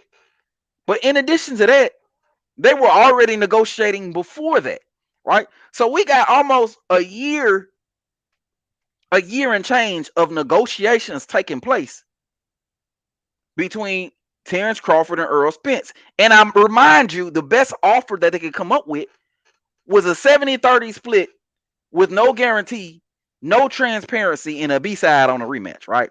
That was the best that they could come up with. So if Terence Bud Crawford decides to fight somebody else after an entire year of negotiating on and off, and a deal like that on the table, my question to you is, how long is Bud supposed to wait to get a decent deal or get this fight done with Errol Spence before he's allowed to move on with the rest of his career? So you dudes want to make it seem like it's Bud's fault for not waiting an entire decade on Errol Spence in order to make the fight happen, right? Y'all act like it's Terence Bud Crawford's fault for not waiting an entire century on Errol Spence in order to get the fight done. Y'all act like Bud Crawford is not allowed to feed his family in the intermediate time that Errol Spence is coming down from the 200, 300-pound weight that he had when he wasn't ready to fight in October and November, right? Y'all act like Bud Crawford isn't allowed to move on with the rest of his career. And I'm just trying to figure out, how long is Bud supposed to wait on Errol Spence? How long is he supposed to wait to get this fight done? Should he not be allowed to continue with the rest of his career? Terence Bud Crawford was going to fight Alexis Rocha, a mandatory. And you niggas had a problem with it. I'm just trying to figure out why. So Bud Crawford should let himself get stripped. He should let himself get stripped of the belt, because if he lets himself get stripped of the belt, right, that'll somehow ensure that the Errol Spence fight will happen, even though the man already been negotiating with Errol for at least an entire year now, actively negotiating. Right? Forget about him actually trying to make the fight happen, right? As far as the 5 years of waiting on Errol to take the easy route and to get a belt first, and the 60-40, 70-40. Forget about all that. And a full calendar year of actively negotiating with Errol Spence Jr. But it's Bud's fault if he decides to take another fight instead of waiting around another six months to a year on Errol Spence to get his shit together on his side, right? 6 months to a year. He supposed to wait another 6 months to a year to see what Errol Spence got in mind, to see whether or not these dudes gonna change their mind on the offer, the bullshit offer that they sent Bud Crawford way. Because if Bud ain't signing no deal, you best believe that the offer trash, right? I said this last year before we found out what the deal was, right? I said this last year. I was like, I have a feeling that Bud is being lowballed in these negotiations. Bud ain't that hard to work with, right? It ain't that hard to make a fight with Bud Crawford. Bud got 40 plus fights on his resume. If it was that hard to make a fight with him, I'm sure he wouldn't have that many fights, right? Bud hasn't had no issue making fights until Errol Spence. Bud has gone through 3 weight divisions making fights, right? It wasn't no problem until these PBC dudes came into the picture, until Errol Spence. It wasn't no issue making no fight, right? They were able to make the Sean Porter fight way quicker than this. Why is it so difficult to make the fight with an Errol Spence Jr., right? Y'all want to blame Bud, but Bud had no problems making fights with nobody else. It's just Errol Spence, but y'all want to blame Bud. It don't make sense. Y'all got to make it make sense, right? Y'all got to make it make sense. Rebel say y'all Spence fans is fucking dumb, fam. God damn. Oh, boy, going in on y'all, boy. Going in on y'all, lad. My guy Mango Juice 07 say, tell Big Fish to pay the pound for pound #1 boxer in the world, and it's Mango Ninja. Yeah. Okay. Set them straight. Set them straight. Damon Gray say, how is it not a decent deal when Bud agreed to the contract? Bud said that his only discrepancy was transparency. Okay. So if there's no transparency, then essentially he doesn't agree to that, right? But what you do is always leave out when you bring up this agree to everything argument that y'all like bringing up is Mike Coppinger already confirmed that Bud agreed to everything. He had confirmed that Errol Spence agreed to everything. He had confirmed that when the initial announcement came out, he confirmed that both fighters agreed to material terms, right? But what are material terms? Those are the surface level agreement, right? What's the split gonna be? Who coming out first? The surface level shit. But when it comes to transparency, that's not a material term, right? And that's something that got to be negotiated between the two fighters. And that was the issue for why the fight couldn't happen, right? And we know that if there's no transparency on a fight, we know that you'd have to be foolish in order to take a deal with no transparency, according to Max Kellerman, when he says nobody would take that deal. There's no such thing as the net. It's all the growth. I mean, certainly if you don't have oversight of the books, right, approving expenses, or certainly at least knowing where all the money's going, no one would ever agree to a net. The fact that Crawford's you work off the gross. But if you're working off the net, then certainly if what you're reporting is accurate, then Crawford would be out of his mind not to insist on that. And you're telling me that that's what's holding it up, that Al Heyman, who's advising Errol Spence, is not giving Terence Crawford oversight over expenses or giving him transparency to the books, of the books. He's not letting him take a look at the books. And that's why Crawford won't sign, because that sounds to me, Mike, like a duck. Max Kellerman agrees that's a duck. And anybody who knows anything about business agrees that that's a duck. Nobody's going to take a deal with no transparency when they got no guarantee that they're going to get paid, but they're supposed to allow you full control over the books. When you're paying me based on net profit, y'all got to make it make sense. If any of y'all think that's a good deal, I got a contract for y'all to sign, bro. If any of y'all like that deal, I got a contract for y'all to sign, bro. I send it to you right now. I send it to you tonight. If you think that's a good deal. So you get no guarantee. You get 30% of whatever I generate, the net profit. You get 30% of that. And you get no transparency, meaning you ain't got no say-so over none of it. If any of y'all think that's a good deal, put your email in the chat and I got a contract I can send you away, bro. If any of y'all think that's a good deal. But it's not a good deal. That's why Bud didn't take it. But y'all don't want to talk about that. I don't want to talk about that. Sean T, I wasn't planning on opening up the panel tonight, but I might have to just for you, Sean T. Just for you. I might have to tell your mans to open up the panel. Like I'm ducking any kind of smoke from you, Sean T. You don't want no work, Sean T. You don't want no work. You don't want no work. My guy Rebel say Bud got a good deal. Well, Porto got a good deal. Danny, Ugas, Garcia, and they was all gonna give Canelo $50 million. But when it come to Crawford, he don't get a good deal. Facts. Spence and Al a duck. Yeah, bro. Them dudes ducks.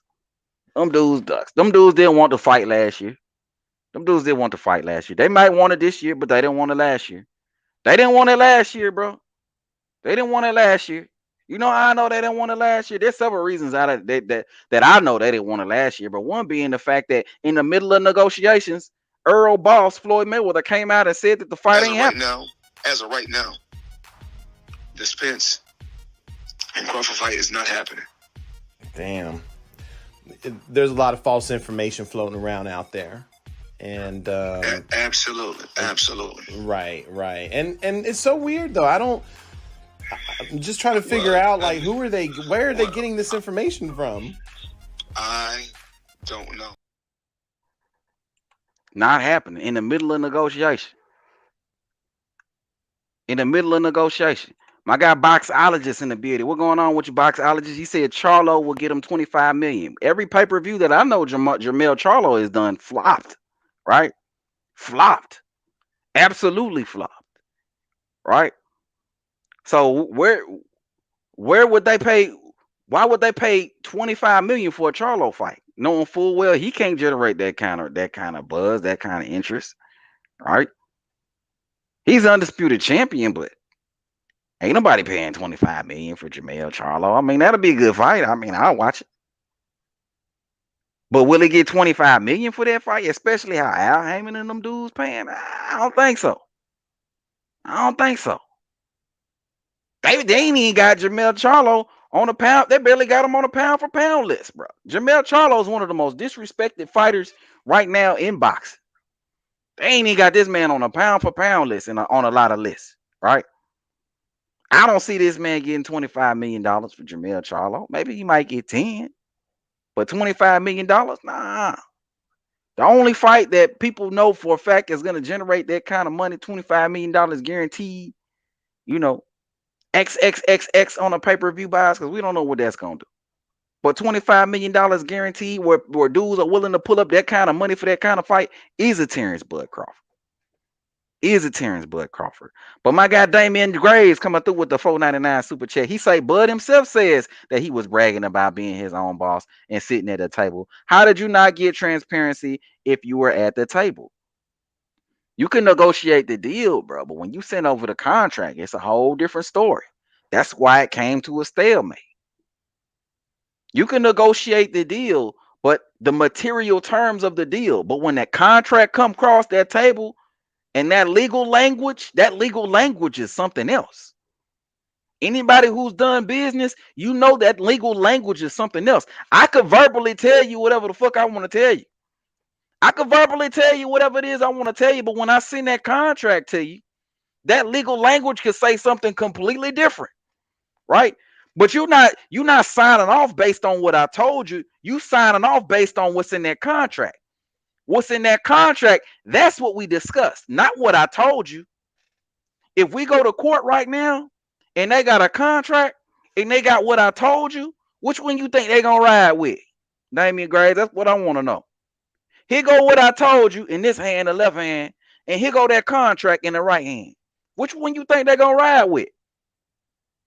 Come on, man. All day, every day, they riding with that goddamn contract. They ain't riding with no damn what I told you. They don't care about that shit. They might take it into consideration because a verbal agreement can also be a contract, but that's without an actual contract. If there's a contract in place, a written contract, then that supersedes any verbal agreement. You know what I'm saying? That's why I told if it ain't no transparency in that contract and y'all agree with that shit, I got a contract I can send you right now. If you think that was a good deal, I got a contract I can send you right now. And you just sign off on it. And it'll be the same type of deal that they wanted Bud to sign. And let's see whether or not you sign it. Let's see whether or not you cool with that as a contract. Let's see. I bet most of y'all like, nah, I'm good. I'm straight off that. I ain't gonna sign that. Nah, I'm good off that, fam. Nah, I guarantee it. I guarantee it. But salute to you, Damon Graves, for that $4.99 super chat, man. We're gonna take that $4.99 and we gonna get us some boats and hoes. Here we go.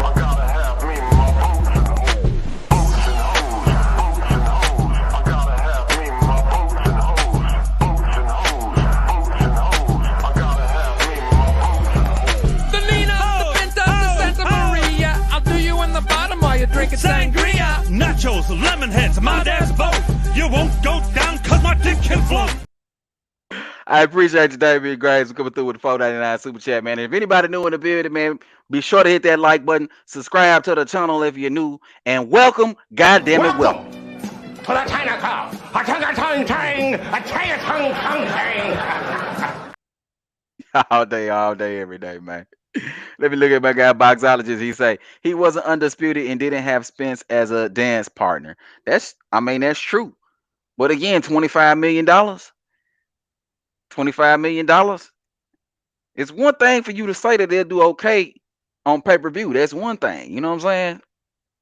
It's one thing for you to say that they'll do all right on pay-per-view, but for you to say that they don't even want to give Bud $25 million guaranteed. That go to show you, Bud had to find investors to bring in that kind of money. Because the PBC, not only did they not want to give Bud $25 million, but they didn't want to give him a guarantee at all, bro. These dudes didn't even feel confident enough in Bud Crawford to give him any guarantee, right? They didn't even offer a deal that even had a guarantee, right? I never was offered a guarantee, not once. So ain't no way in hell that these dudes are gonna give Jermell Charlo the money that they wouldn't even give Bud Crawford. They believed enough in Bud Crawford in order to put him on pay-per-view. Jermell Charlo ain't never even been on pay-per-view. He only been on there one time with his brother, and that shit flopped. Right? That shit flopped like a motherfucker, right? That was the only time he actually been on pay-per-view. So you think they're gonna put that type of money? Now, does he have the possibility to make that kind of money? Maybe that's what you're saying right now. I guess possibly, maybe on the back end, but I seriously doubt it. Jermell Charlo is just not that. He's not that big right now. That fight wouldn't generate the kind of buzz that a Errol Spence and Terence Bud Crawford fight would generate, right? It just really would. But I hear what you're saying, though, Boxologist. My guy Mango Juice 07 say ESJ steady running his car insurance sky high. You talking about running shit. Yeah. He running his car insurance high. You ain't lying right there, Mango Juice 07. My guy QT say Charlo, get a Zoom press conference just like Adrian Browder.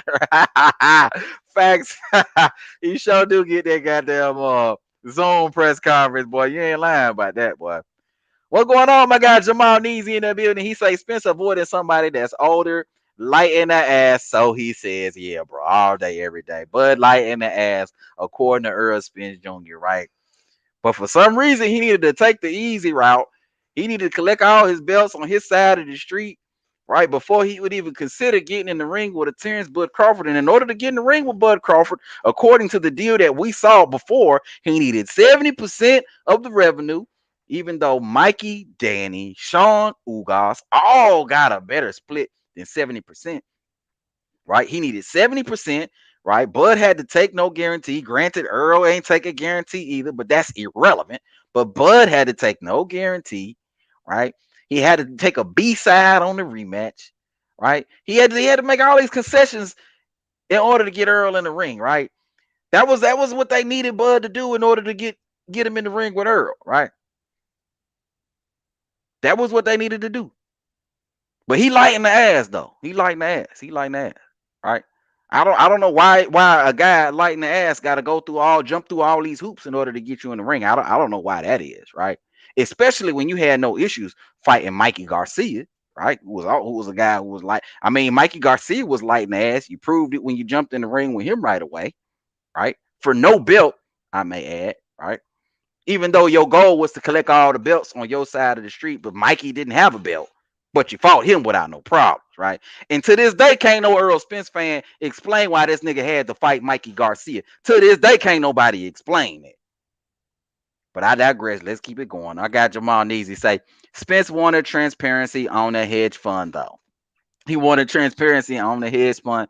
I mean, you want transparency on the hedge fund. That's funny to me when Errol Spence Jr. fans want to come to that. I know Jamal Neasy, it's funny when Errol Spence Jr. fans come up with this argument because they always leave out the fact. That Al Heyman told Bud Crawford he don't want nobody touching the fight, right? So you want all this transparency on some money that you ain't gonna take anyway. So what the fuck is the point of me offering you transparency on some shit you ain't gonna take in the first place, right? You want transparency on some shit that you ain't gonna take in the first place. What sense does that make, right? What sense does that make? But let's keep it going, though. Let's keep it going.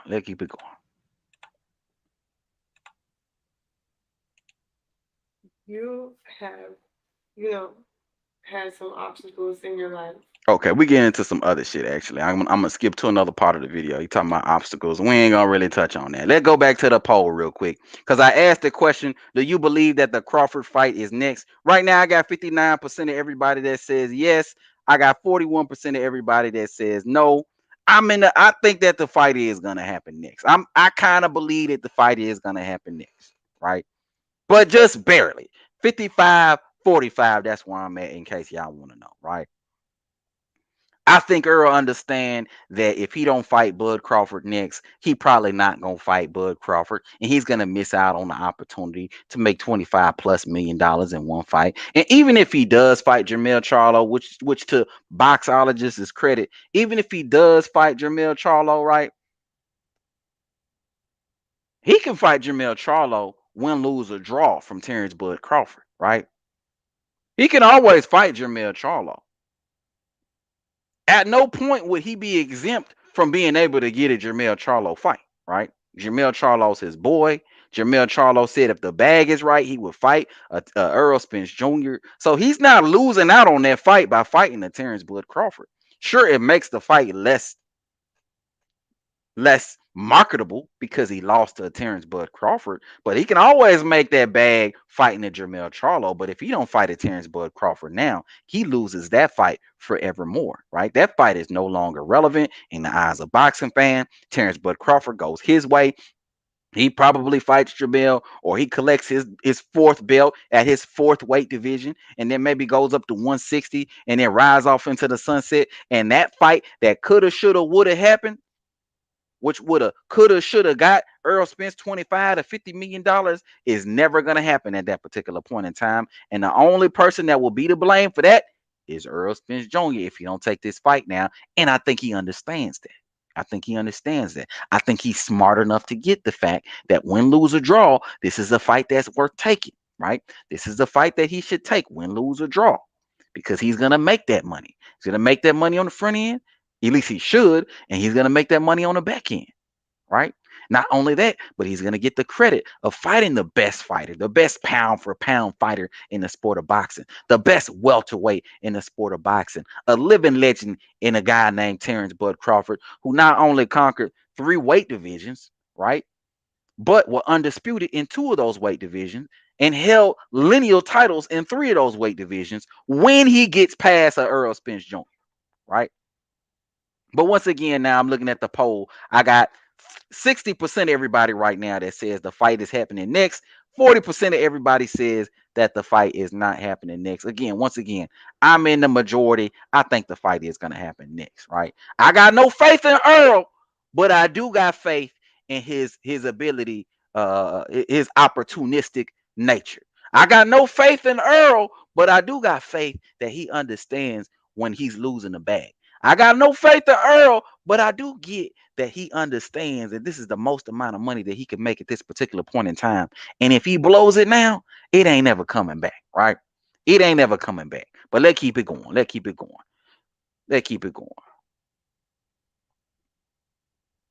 Okay, so here's another part of the video here that we're gonna go to. another part of the video that we're gonna go to.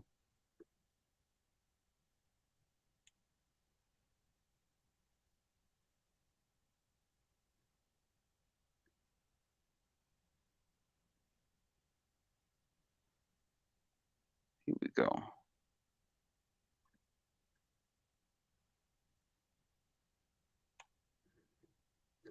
Here we go, y'all. And then I stick it in my mouth. You know, and then after like 2 days, it will come off again, and I take it out, where we'll clean it over again, and put it back in my mouth. So for me, that was, you know, yeah, knocked out. So they had put a partial like, your friend. I mean, she's attractive, but I was like, nah, I'm trying to talk to you. Yeah. You know what I'm Yeah, saying? you know what I'm saying? So basically, you know, we started talking or whatever. Okay, we don't care about that shit. Hold on. Bear with me. These actually don't fit my mouth because Okay, so I was trying to get to the question, but Errol Spence is explaining right now that the reason why his mouthpiece was knocked out of his mouth, he's explaining the reason why his mouthpiece was knocked out of his mouth. That's essentially what he's explaining right now.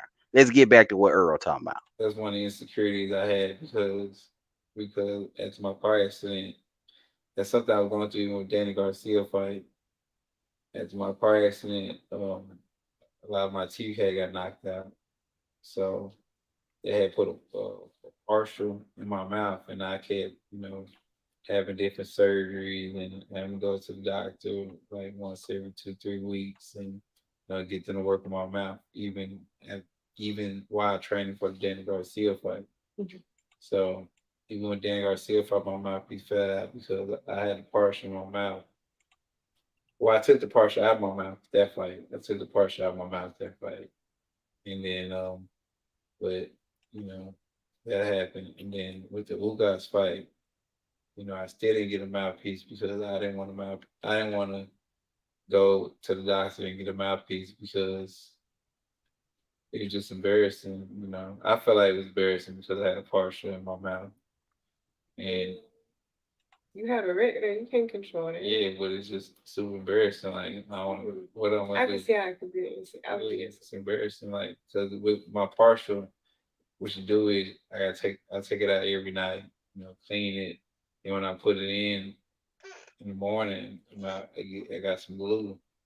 I put glue on it, and then I stick it in my mouth, you know, and then after like 2 days, the glue come off again, and I take it out, where I will clean it over again, and put it back in my mouth. So for me, that was, you know, definitely embarrassing. So I didn't want to. But not everybody would. Oh, you're saying that's why you don't want to say something. Yeah. Yeah, that's why I didn't want to say nothing. Even with the Ugas fight, when he knocked my mouthpiece out, you know, I wasn't hurt. I mainly like went off because I thought he had knocked my partial out too. Yeah, I thought he knocked my. So do y'all believe this shit, bro? Do y'all believe this shit, man? I got a poll in the chat right now, bro. Do y'all believe this? Do y'all believe this, man? Errol Spence say that he wasn't hurt versus Ugas. He wasn't hurt when he got hit.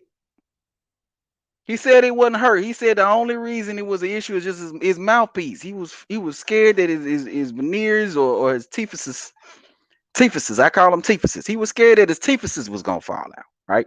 Along with his mouthpiece. He said he wasn't hurt. Do y'all believe this shit, bro? Do y'all believe that Errol Spence wasn't hurt when he was in the ring with Ugas? I know a lot of the Errol Spence fans are gonna say, no, Errol wasn't hurt, KD. There's no way Earl was hurt. I know y'all. I know what y'all gonna do. I know what y'all gonna say already. But let me hear from the people. Do y'all believe that Earl was hurt against Ugas? Because he says that his teeth was a problem. He was worried about the teeth falling out. But did the teeth fall out have anything to do with Earl being smacked into the ropes? That's what I want to know. How does you worry about your teeth coming out? How does that have anything to do with you being punched into the ropes and you backing up and you hitting the ropes, right? The ropes being the only reason why you were on your 2 feet. How does your teephuses translate into you getting smacked up against the ropes like you were, right? But according to Errol Spence, he wasn't hurt in that little exchange. But I'm just, I find it very hard to believe because I don't see how your teeth could push you up against the ropes like that, right? I don't get how your teeth can make you back up against the rope and almost fall out the ring. If it wasn't for the ropes, Earl would have fell out the goddamn ring, right? How was that your teeth that made that problem happen, right? This is for me, this is Errol Spence giving a lot of his fanboys and a lot of these dudes that, a lot of these dudes that support everything he says. This is him giving them ammunition, right? Because watching this fight, we all know that Errol Spence was hurt. But instead of admitting that he was hurt, he'd rather it was my teeth. I was worried about my teeth falling out. But did your teeth falling out have anything to do with you getting smacked into the ropes? That's what I want to know. That's what I want to know. Did your teeth falling out have anything to do with you getting smacked into the ropes? Right? I get you looking for your veneers and you're looking for your mouthpiece. I get all that part, right? But you in the middle of a fight and you worried about teeth. I mean, if that happens in a ring with a Terence Bud Crawford, we all know what would have happened, right? We all know what would have happened if that was a Terence Bud Crawford and it wasn't an Ugas, a guy who just stood there and waited on you to pick up your teeth or pick up your mouthpiece and all this old shit, right? We all know what would have happened if that was a Terence Bud Crawford in the ring, right? But again, if it was your teeth that you was worried about, and if it was your teeth that you was worried about and you wasn't actually hurt, then why you get smacked into the ropes like that? Right? Why was the ropes the only thing keeping you on your feet? If you weren't hurt like you claim to not have been hurt. That's what I don't understand about this situation. But let me look at some of these comments. Let me see what y'all talking about. My guy Boxologist say, now I agree with you. It's now or never for Crawford fight. But I know a Charlo Spence will sell out Dallas Cowboys Stadium and could do numbers if they promote it correctly. It's for Undisputed. Yeah, it would do good numbers. It would. I was just saying, Boxologist, I don't think that it's the type of fight where dudes are gonna be willing to put up millions of dollars, $25 million plus, like they would have been willing to do for Terence Bud Crawford. But it should do well as a fight. That's a big money fight for Errol Spence. Right? That's a big money fight for Errol Spence. But again, that fight should always be on the table as far as for Jermell Charlo, right? He's not in any danger of losing a Jermell Charlo fight if he fights Terence Bud Crawford. He can always go back and fight Jermell Charlo. If he loses to Bud, he can fight Jermell Charlo afterwards. He could probably even fight him in the next fight if he really wants to. And I'm sure Jermell already said that if the money was right, he would take the fight, right? Now, it wouldn't necessarily make sense for Jermell to fight Earl, the loser of the fight, rather than fight Bud, the winner of the fight first, right? Because we know Bud is going to be looking for that fight next after Errol Spence Jr. fight, right? But either way, I still see Earl being able to get the fight, win, lose, or draw with Jermell, just considering their relationship, right? Just considering their relationship and everything that you just said, the fact that they'll be able to sell out Dallas Cowboys Stadium, right? But yeah, bro, all day, every day. My guy Rebel say, 2-time fighter of the year. We forgot that too. Yeah, we sure did. 2-time fighter of the year, sure was. 2-time lineal at this particular point. He beat Earl. He a 3-time lineal, 2-time undisputed champion, right? Who in the game right now got accolades like that? Nobody.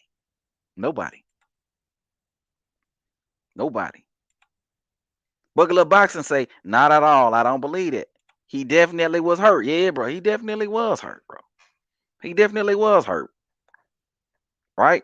And it's ridiculous for me. It's ridiculous to hear him come out and say that he wasn't hurt. Like, why would you even feel the need to go back and say that? Like, why would you? Are you that prideful where you gotta go back and tell everybody that you wasn't actually hurt when we all saw you hurt, right? We all saw you get smacked into the ropes. We all saw that. So we supposed to pretend like we didn't see that, and we supposed to blame all that on your teephuses, right? Your teeth assist was the reason you got smacked into the ropes like that, and you almost fell out the goddamn ring. That was your teeth, right? Come on, man. Bernal J say off balance, not hurt. Well, how did he get off balance? So you dudes like to try to spin shit, right? How did he get off balance? Did he trip? Did he trip? Did he trip on his shoelace? How did he get off balance? Right? How did he get off balance? You gotta make it make sense. How he get off balance? You want to talk about him being off balance? Yeah, he was off balance, but how did he get off balance? Right? What was the cause of him being off balance? It was a punch. It was a punch, right? That hurt him because only a punch that hurts you would cause you to be off balance, especially for a guy like Errol Spence, who doesn't really move his feet much, right? A guy who constantly plants his feet when he throws body shots, especially for a guy as well balanced as Errol Spence. If it's anything that I could say about Errol Spence, if there's anything I could say about Errol Spence, I can say that he's probably one of the most balanced fighters out right now, right? He's one of the most balanced fighters as far as him holding his position and having his feet planted, right? It's very rare when you see Errol Spence trip up or slip up or anything like that because the man has his feet planted when he throws punches and he's very balanced when he throws his combinations, right? It's very much textbook the way Errol Spence does things, right? So there got to be a reason for this man to be off balance, right? There got to be a reason. So you can't tell me that this man just was off balance for some arbitrary reason, right? You got to explain why he was off balance because the man ain't typically off balance, right? If he was off balance, that further proves my point that he was hurt. Buckle up, know what I'm talking about. Buckle up, no, bro. He said, bro, Ropes damn near threw his ass back into the other side of the ring. Facts. All day, every day. My guy's old life, 813 in the motherfucking building. He say, against Ugas, hell yeah, he was lost in that moment. Yeah, bro. Yeah, bro. My dude was seeing stars and little Tweety birds flying around his head all day, every day, man. I don't know where this dude get off telling people that he wasn't hurt when we could all visibly see that he was hurt. We can all visibly see that he was hurt. I don't know where this dude get off, right? But little boxing talk say they will fuck around and do 2 million in pay-per-view, bro. Spence versus Bud would be super big, yeah, bro. 2 million is a huge number. I don't know if it'll do that, but it should do a big number if they promote it the right way, right? If the fight is gonna be in July, it should have been announced really a month ago, bro. It should have. This waiting 2 months before a fight is just not good. It's not good for the fighters. It ain't good for boxing. It's not a good look, bro. I don't know why they do this shit, right? But let's keep it going, though. Let's keep it going. My guy Bernal J say a one punch but wasn't hurt. Come on, man. Come on, man. Come on, man. That dude was definitely hurt all the way across the board. Silence King, so you guess Errol Spence. So guess you Errol Spence fans agree that Crawford was off balance too, right? Exactly. You dudes like to say that he got hurt by Mean Machine and he got hurt by Gamboa, right? So no, he didn't get hurt. He was off balance. There we go. That's what I'm talking about, Silence King. Absolutely. He didn't get hurt. He was off balance. Yeah. That's what it is, bro. He was off balance, man. I like that all day, every day. But now Jay say, don't get it twisted. I'm Team Bud all day. But if EJ wasn't dazed or anything, he wasn't dazed or anything. So why did he fly up against the ropes, right? Why did he fly? Why was he looking for his dentures or whatever the fuck you want to call it? Why was he looking for that in the middle of a fight, right? With a guy looking to hurt you, put hands on you. Why are you looking for dentures is what I want to know. Right? That was a mental lapse that you could only really attribute to him not being in the right mindset or mind state at the time, right?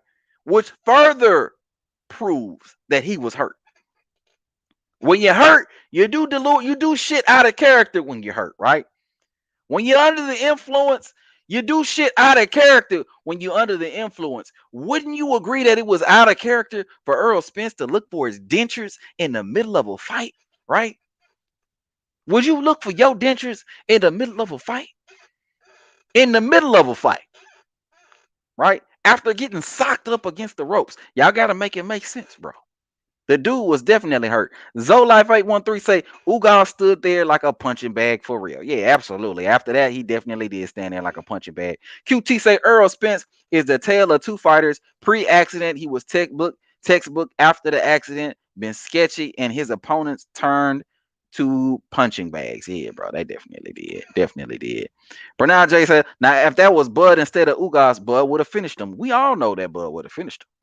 Even Errol Spence fans, y'all gotta agree that Bud would have finished that man if that was Bud in the ring. Y'all know what it is, bro. Y'all not crazy, right? You would have to be crazy not to think that he would have finished him in that moment, right? Because Earl was vulnerable. He was looking for his mouthpiece in the ring with a guy that's trying to take his head off.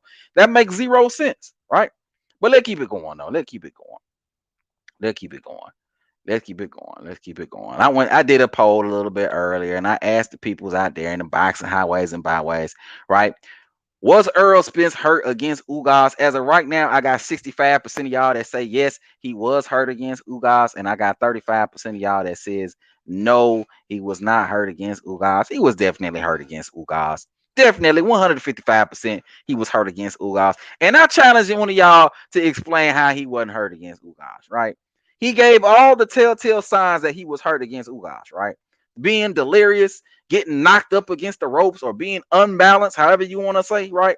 The dude was giving all the telltale signs that he was hurt, right? So I'm just trying to figure out how was he, according to y'all, not hurt in this fight when we can all see that he was, right? So now we got 68% of y'all that says yes, he was hurt against Ugas. 32% of y'all that says no, he was not hurt against Ugas, right? So Earl in that moment, man, he talking to his girl, and he in this interview, this is why it was good for him to do the interview with his girl, because his girl, if his girl was a real boxing fan, she would have followed up that with some questions, right? Okay, so you wasn't hurt, but how the hell you get stumbled into the ring like that if you wasn't hurt? How did you lose your balance, right? According to what Cuzzo said, how did you lose your balance like that, fam? How did that happen? Did you trip on a shoelace? Like what happened? Was the floor slippery? What happened? You know what I'm saying? What was the reason that you fell up against the ropes? What was the reason that you almost fell out of the ring? That's what I need to know, right? You know what I'm saying?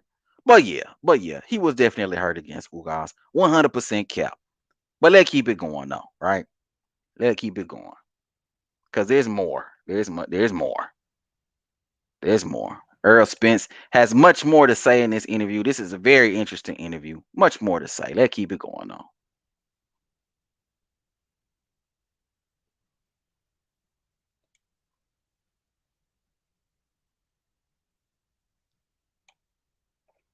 Here we go.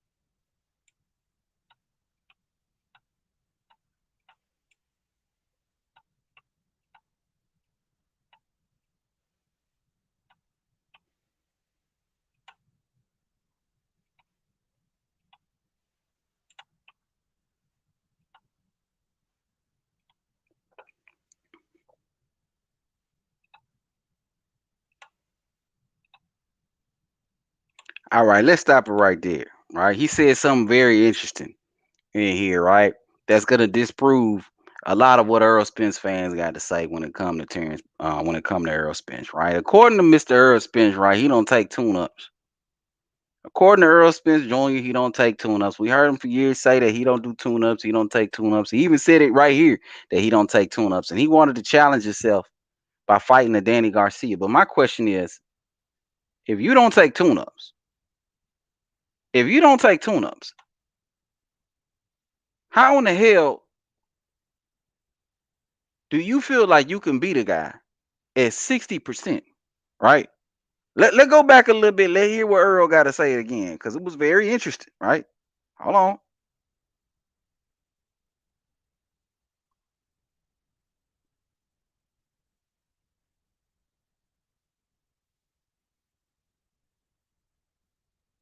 Hold on. Here we go.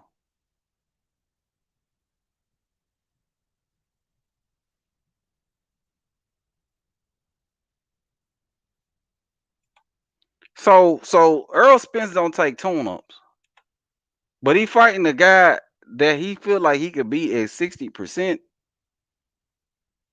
but that's not supposed to be a tune-up. Y'all see where I'm going with this? Earl say he don't take tune-ups, but he fighting a guy that he can beat at 60% in Danny Garcia, right? And Danny Garcia is the same guy that a lot of Earl Spence fans love to give Earl Spence all this credit for beating. He fought Danny Garcia off the car accident. KD, right? Danny Garcia is a top welterweight. He's a top guy. He's top, right? He's top this and he's top that. Even though Danny Garcia, his record at welterweight is like 3-6, right? He got 3 wins and like 6 losses. Don't quote me on that, but he definitely got more. He's 6-3. I'm sorry about that. He's 6-3.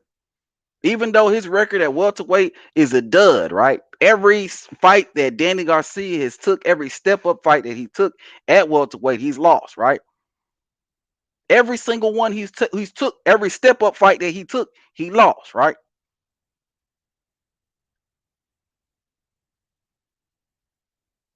But according to a lot of the Earl Spence fans and the fanboys, Danny Garcia is supposed to be like this top welterweight, this top guy. Earl gets all this credit for beating Danny Garcia, even though Earl Spence believed that he could beat Danny at 60%, and he was okay at fighting Danny Garcia, right? Knowing full well that he wasn't at full capacity. So y'all gotta listen to Earl Spence when he talk, bro. Out of one side of his mouth, he say that Danny wasn't a tune-up, but out of the other side of his mouth, he say that he could beat Danny at 60%. So if a guy's not a tune-up, how many top quality fighters do you think Earl Spence could beat at 60%? Do any of y'all think that Earl could beat Bud at 60%? Do any of y'all think that Earl could beat Jaron Ennis at 60%? Do any of y'all think that Earl could beat Keith at 60%? Right? Do any of y'all think that Earl could beat any top quality welterweight at 60%? Right? He said he knew he could beat Danny at 60% and 70%. But Danny wasn't a tune-up. Well, then what do you call that? Right? If I know I could beat you at 60% of my best, what do you call that? Right? Let me take a look at the comment section. Let me see what y'all talking about, man. RJ the Legend in the building. What going on with y'all, RJ the Legend? Salute to you, fam. Appreciate you for coming on through, man. He said, nope. Wayne, EO 1269 in the building. He said, I don't think Danny Garcia has beaten a welterweight. He's beating a welterweight, but not no. You might be right about that, fam. You might be right about that, because everybody that Danny Garcia has beat at welterweight wasn't really a welterweight. If we look at Danny Garcia's record at welterweight, all the guys on his resume that he actually beat weren't really welterweights, right? Ivan Redcatch and guys like that he beat at welterweight, but none of these guys were welterweights, right? So you may be right about that. Wayne, 1269. You may be right. There might be one in there. Maybe you could point to that was a welterweight that he beat. But other than that, most of the people he beat, his 6-3 record at welterweight, most of the 6 wins that he got were not welterweights all the way across the board, right? J Rock say Danny would be top 3 in crawfish resume. Laugh out loud. Let that sink in. Come on, bro. Come on, man. Come on, man. Is that right? Why wouldn't I? You a smart man, but not that smart, bro. You a smart man, but not that smart. you a smart man, but not that smart, J Rocks. Right? Because didn't Danny Garcia run from Postal, who was the same dude that Bud Crawford stopped? Didn't Danny Garcia lose to Sean Porter, who was the same dude that Bud Crawford stopped? Right? We can do this all day. We can do this all day. Top 3 what? Top 3 on his resume. How? Where? Danny ain't got the accolades that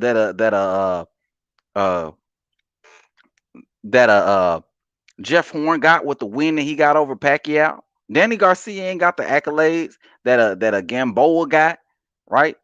That Ricky Burns got as a 3-weight division champion. Danny ain't got the accolades that Danny ain't in the same league as Sean Porter. Sean Porter beat this man, right? Top 3 on crawfish resume. Come on, man. Top 3 what? I think is the better question. Miss Elisa B, what's going on with you, sis? How you doing today? You know, we talking some good boxing today. Y'all, you know how it is. Y'all know how it is. We talking some boxing today. RJ the Legend say peace, my brother. Yes, sir. What up, RJ the Legend? Bernard said Bud will KO Danny at whatever weight. Yeah, bro. Yeah, man. Come on, bro. Let's not forget that when Bud came up to 140, Danny was leaving 140. You think that was by coincidence? You think it was by coincidence that Danny decided to move up to 147 right around the same time that Bud Crawford came to 147? Y'all think that was a coincidence? I think not. Okay, my guy Wayne EO in the building, 1269. He say love the channel, bro. Appreciate you, Wayne. Appreciate you for coming through with that $2 super chat, man. We're gonna take this $2 super chat. You know what I'm saying? It's a celebration in here, man. All day. The celebration! Bitches! Correct. It's a celebration, bitches! Show tell them your titties! Rick James. I got Wayne your titties, man. All day, every day, man. Appreciate you, Wayne, for coming through with a $2 super chat, man. All day, every day. All day, every day, man. Appreciate you, fam. ASAP, Low Dog in the building. He say, if he was so confident in facing Danny, why he ain't stop him? I bet you Bud will easily. Yeah, bro. Bud will definitely stop Danny Garcia. Bud will definitely stop Mikey Garcia. Is there any Errol Spence fan in here that thinks that Bud Crawford wouldn't stop Mikey Garcia and Danny Garcia? That's what I want to know. That's what I want to know. There's anybody in here that thinks that Bud wouldn't stop Mikey Garcia and Danny Garcia? I bet you not.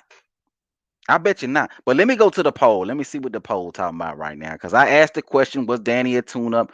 Right now, I got 50-50, bro. 50% of y'all believe that Danny was not a tune-up. 50% of y'all believe that Danny was a tune-up. But my question for the 50% of y'all that say that Danny was not a tune-up, if Danny wasn't a tune-up, then how was Errol Spence able to be at 60% and still be able to beat Danny Garcia? According to his words, he knew not what actually happened in the fight. He knew all he needed to be at, it was maybe about 60%, and he could beat Danny Garcia, right? You think that he would make that same statement with Sean Porter, right? Or Terence Crawford, or Jerron Ennis, or Virgil Ortiz, or anybody else at welterweight? You think he would have said something like that with any of those kinds of guys, right? You think he would have even said that versus Ugas, right?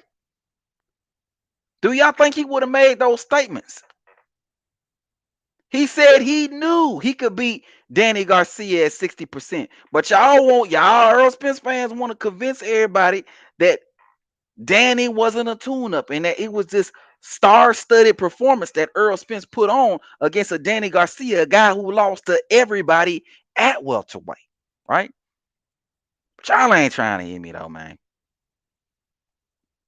J-Rock say Jeff Horn. Didn't Jeff Horn beat Pacquiao? Was the same guy that Ugas beat, right?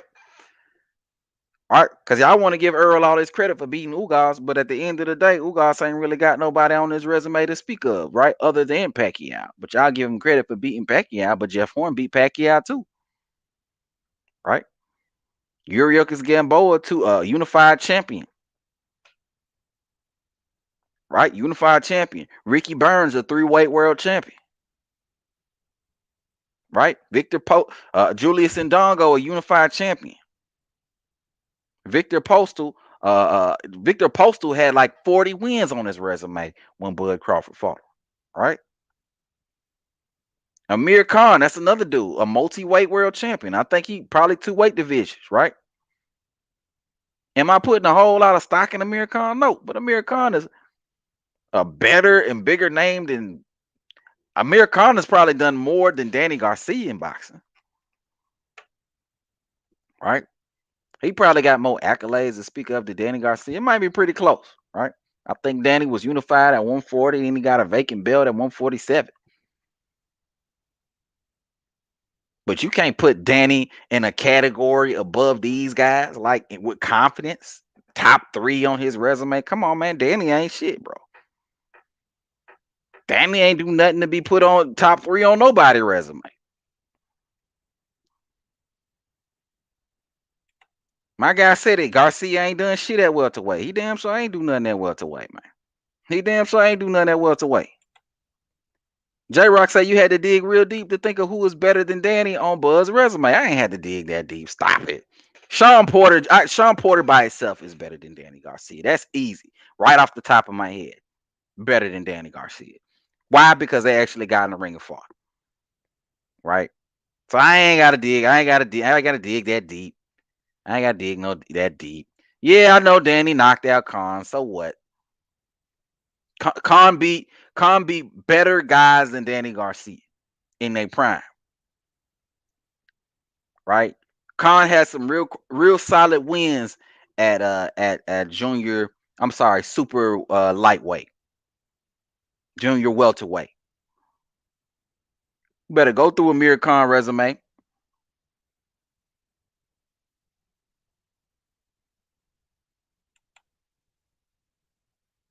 He just got to be 61% to beat Bud. Oh, so is that right? So he should have fought Bud instead of Danny then, right?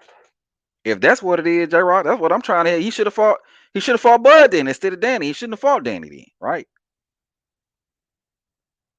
The guy who said he don't take tune-ups, he shouldn't have took the tune-up in Danny Garcia. He should have just fought. Bud could have been his tune-up. Bud could have been his tune-up. Right?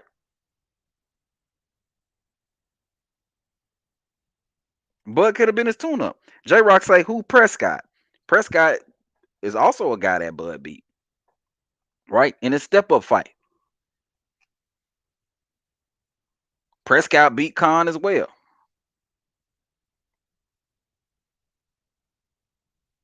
Who's Prescott? Prescott was a killer. Man, you better go back and look at British Prescott. British Prescott was a killer in his little day, in his little time. You dudes act like you don't know. British Prescott was all right. That was a step-up fight for Bud at his particular point in time. What was Earl's step-up fight against? Chris Algieri? Right? Chris Algieri was a step-up fight, man. Come on, man. Y'all got to stop this, bro. Wayne say, I like Errol Spence, but his fans have turned me off with their delusion narrative about Bud. It's such a shame because Spence is a hell of a fighter, and I don't believe that he can beat Bud. Nah, he can't beat Bud. And, hopefully we get to find out real soon, right? And dudes like Jake Rocks, they're going to have to come on here and apologize for their nonsense, right? They're going to have to come out here and they're going to have to apologize for their nonsense, or they're going to have to change their name, right? They're going to have to change their name, right? I think we're gonna see a lot of name changes by the time that fight actually happened. We're gonna see a lot of people changing their names, right? All day, every day. ASAP Low Dog in a bit, and he say if Spence came in at 60% against Bud, he would get stopped in the first round. Yeah, bro. Yeah, bro. He would never make a statement like that against Bud Crawford, right? He would never say something like, I knew I could come in at 60% and still beat Bud Crawford. He would never say nothing like that, right? Never, never, ever, ever, ever. He would never say that to any guy who he viewed as a real threat. He would never say anything like that, right? Usually when a guy's getting in the ring with somebody they view as a real threat, they would never say that 60% of them would be enough to beat them. They would never say that they knew that, right? Errol Spence just admitted to y'all that he knew that that was an easy fight, right? He knew that that was the easy route. Essentially, Earl told you this is the easy route and I'm taking it. Essentially, that's what he said, right? I could come in at 60% of myself and still beat this guy because it's easy.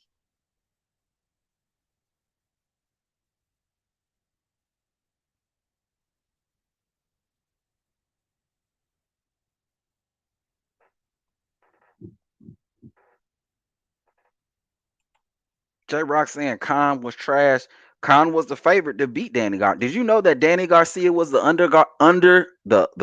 underdog in that fight versus Khan? Did you know that? Did you know Danny Garcia was supposed to lose that fight? Did you know that, J-Rocks? Danny Garcia was supposed to lose that fight. Just like Bud was supposed to lose that fight versus British Prescott. That was a step-up fight for Danny Garcia. Why would Khan be favored to win if he trash? Like you say. Right? If he trash, like you say, why would Khan be favored to win in that fight versus Danny Garcia?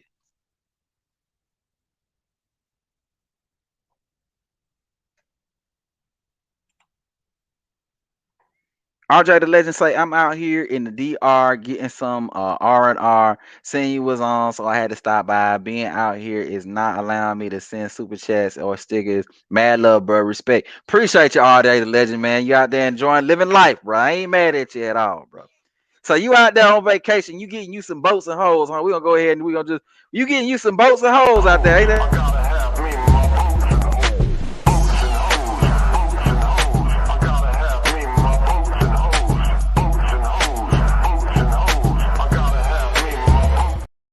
RJ the Legend say he out there getting some boats and hoes. I ain't mad at you, RJ. Appreciate you, fam. Appreciate you. Oh Lord, here we go. Keith Pierre in the building. Okay, Keith Pierre. Keith Pierre gonna come in here capping like a motherfucker. We know who holding up the fight. Do we know who holding up the fight? I don't know that we know that, Keith Pierre. Unless you're talking about Errol Spence Jr. Keith Pierre talking about, I know you would be on here hating. Why am I hating? I ain't got no reason to hate. I just want to see the fight like you want to see the fight, bro. I just want to see the fight like you want to see the fight. Wayne says, 1269 says, I truly hope this fight happens, but I have my doubts. Spence wants the fight. He definitely don't want the fight, but he understands that at this point in his career, he needs the fight, right? He needs the fight at this point in his career. He gets that. That's what we're talking about right now, Keith. We talking about the interview. We're not done with the interview yet. We talking about the interview. My guy Wayne coming through with the $3 super chat, man. Appreciate you, Wayne, for coming through with the $3 super chat, man. We're gonna take this $3, man. We're gonna go ahead and we're gonna play the lotto with 15, 30, 37, 38, 45, 47, 15, 30, 37, 38, 45, 47. Just hurry up. I got customers to serve. 45, appreciate you, Wayne. Coming through with that $3 super sticker, man. Appreciate you, fam. All right, we're gonna go ahead and switch gears again, bro. I asked y'all, let recap the poll. I asked y'all, was Danny a tune-up? Right now, I got 67% of y'all that say yes. I got 33% of y'all that say no. All right. But we're gonna go to a new question because we're gonna go ahead and we're gonna go further in this interview, right? Hold on, here we go. Let's get it back on the screen. Here we go. And we're gonna go.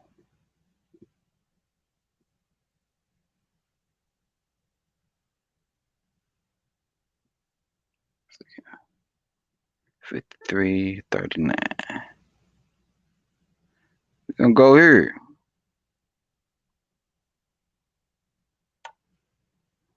But for me, there's more motivation. It's me, keeps me going, keep me inspired, and be like, all right, I'm gonna show them. Even a lot of times, like I can't do this. Like I wanted to quit because my neck and my hips hurting for the longest. Like even in the Danny Garcia fight, my hips was hurting. It was either right or left.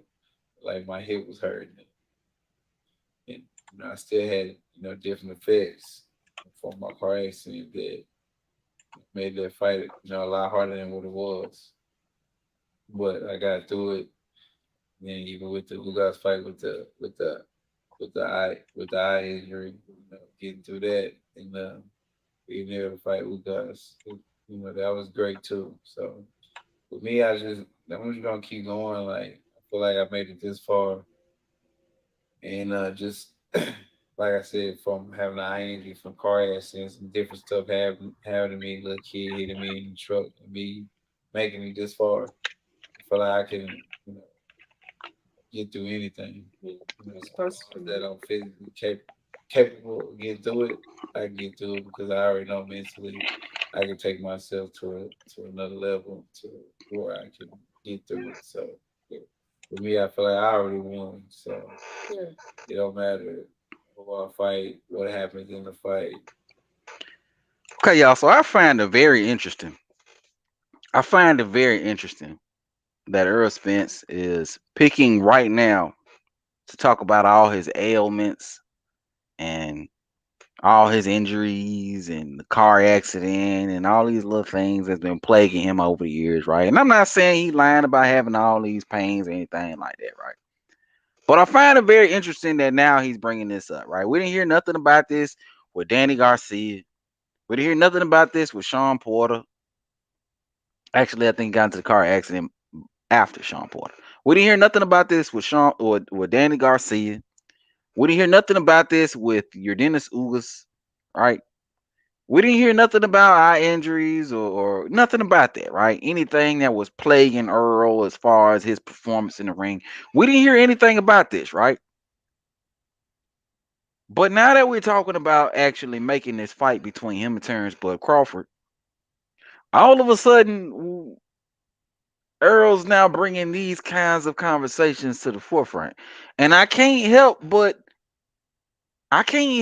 think that this is Errol Spence kind of creating a fallback plan, right? In case he get his ass whooped with a Terence Bud Crawford. I can't help but think that this is Errol Spence coming up with excuses for why he would possibly lose the fight, right? I can't help but think that this is Errol Spence telling the world that if I lose, this is why I lose because of these types of things, right? I can't help but think that this is some sort of fail-safe plan, right? I can't help but think that. Because why now? Why you bringing this up now? Why are we talking about this now? Why are you talking about injuries and all this sort of thing now? Why are we talking about this now, bro? We didn't hear nothing about any of these things before, but now, right before we're supposed to be getting this fight between him and Terence Bud Crawford, now we're hearing about your injuries and your ailments and things like that, bro. And I can't help but think that this may be an excuse, bro. Like this may be a reason why, or this may be what Errol Spence says after he inevitably loses to a Terence Bud Crawford. I can't help but believe that. But let me take a look in the comment section. Let me see what y'all think. Keith Pierre says Batman tried everything to get Bud in the ring, but you need to be on Terence Crawford's head. Come on, bro. Is he really? Terence Bud Crawford is more than done over the last 5 and 6 years. Everything that needed to be done in order to get Errol Spence in the ring, right? Errol said he needed to get a belt first, got a belt. Errol said he was on the wrong side of the street, crossed the street in order to make the fight. They said he needed to take 60-40, 70-30, whatever he gave him. Bud agreed to the 70-30 split.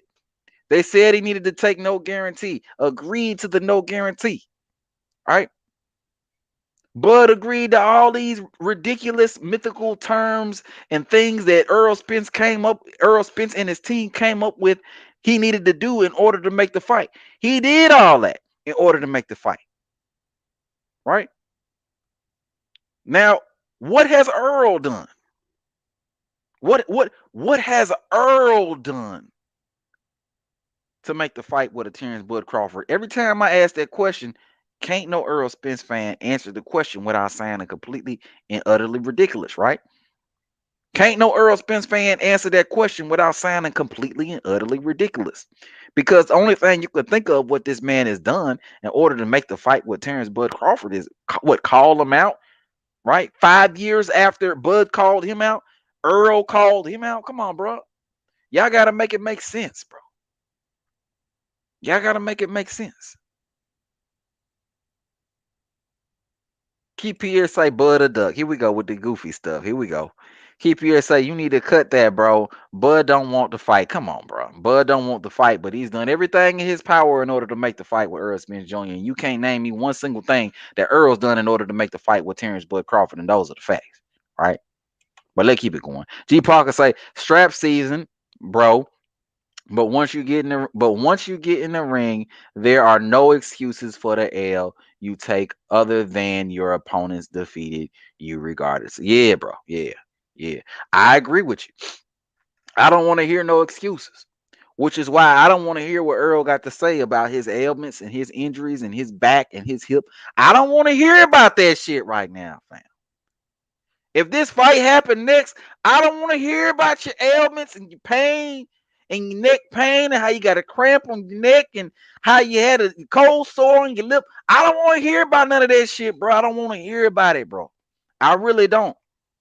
Because after the fight is all said and done, bro, the only thing that I need you to say is he was the better man, right? He beat me fair and square, right? That's the only thing I need you to say after this fight is said and done. And if you would, because if you win the fight, I expect you to take all credit and all. I expect you to be on dance, walking on sunshine if you win the fight, right? I don't expect you to talk about any of these things if you win the fight. So if you lose the fight, I damn sure don't want to hear about it, right? And I damn sure don't want to hear about it before the fight, because in a way you're taking away the lifeline of the fight. You're taking away you're taking away a lot of the luster from the fight, right? So I don't want to hear about this shit. I don't want to hear about it. Keep PSA because it's an interview. It's an interview, in which case he picked the goddamn questions. It's an interview with his girl.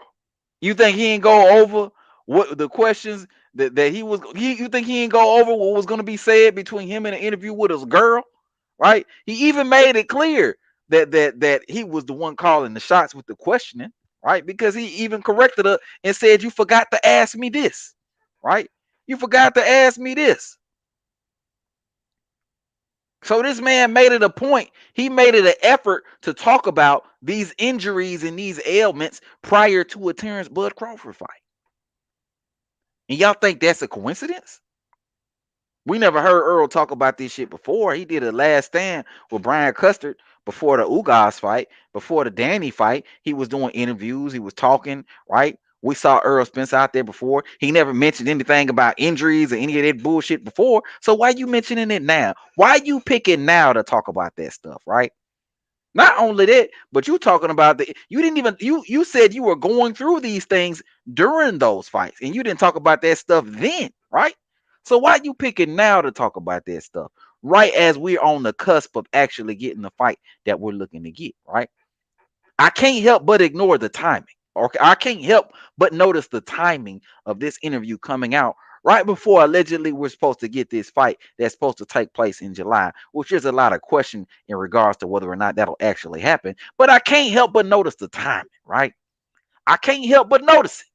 But let's keep it going though. My guy said the man name is the truth. Yeah, I mean, he couldn't be farther from the truth if he tried, right? He couldn't be farther from the truth if he tried, but it is what it is. Keep here say Bud Duck ass still hasn't accepted the contract. Here you go with this goofy shit. So Earl is in this interview saying that they're literally negotiating right now, and here you go talking about a contract. Keep here. Here you go talking about a contract when Earl out of his mouth said they are literally negotiating right now, and you talking about Bud signing a contract when clearly there's no contract. There can't be a contract if you're still negotiating. Do that even make sense? Do that even make sense? Of course it don't. Sean T say Earl refused the Thurman fight. Did he refuse the Thurman fight? I guess we'll see soon. He says that he want to fight Bud. But have you heard anything about Keith Thurman's next fight, Sean T? Have you heard about Keith Thurman's next fight? Sean T. Who is Thurman fighting next? Bet you can't tell me.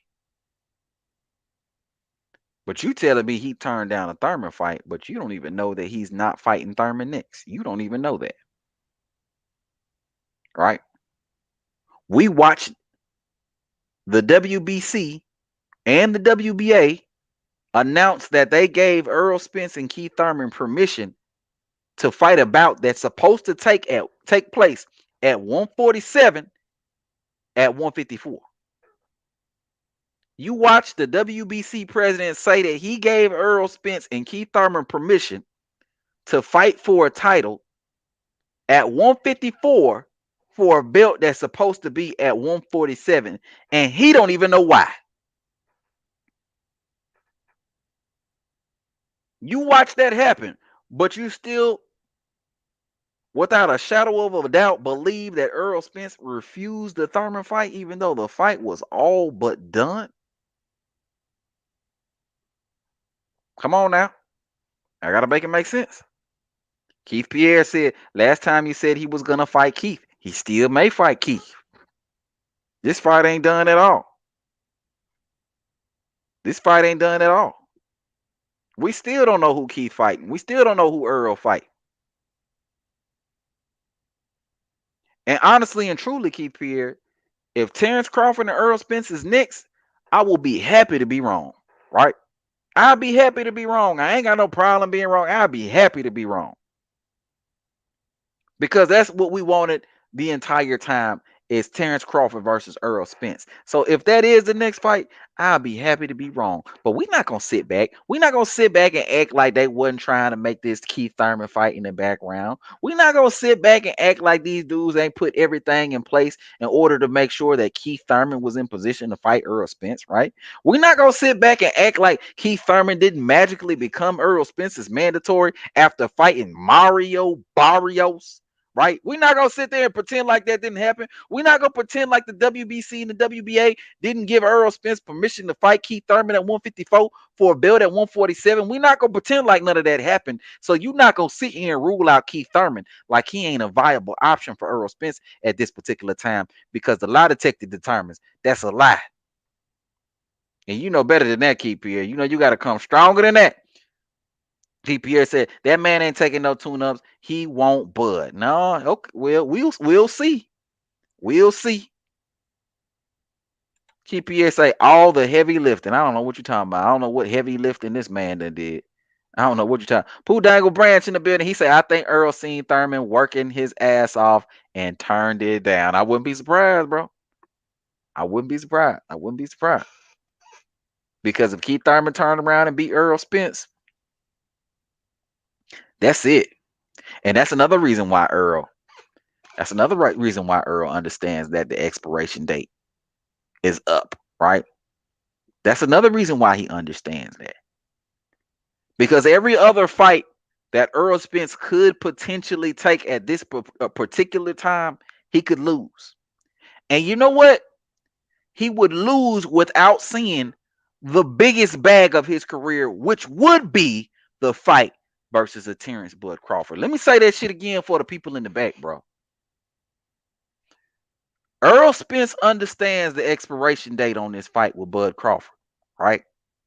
And he understands that every other fight that he could take, Thurman, Charlo, anybody else who you could name that would generate anywhere near the notoriety and credibility of a Bud Crawford, he could potentially lose and lose out on what will be the biggest payday of his career, which will be a Terence Bud Crawford fight.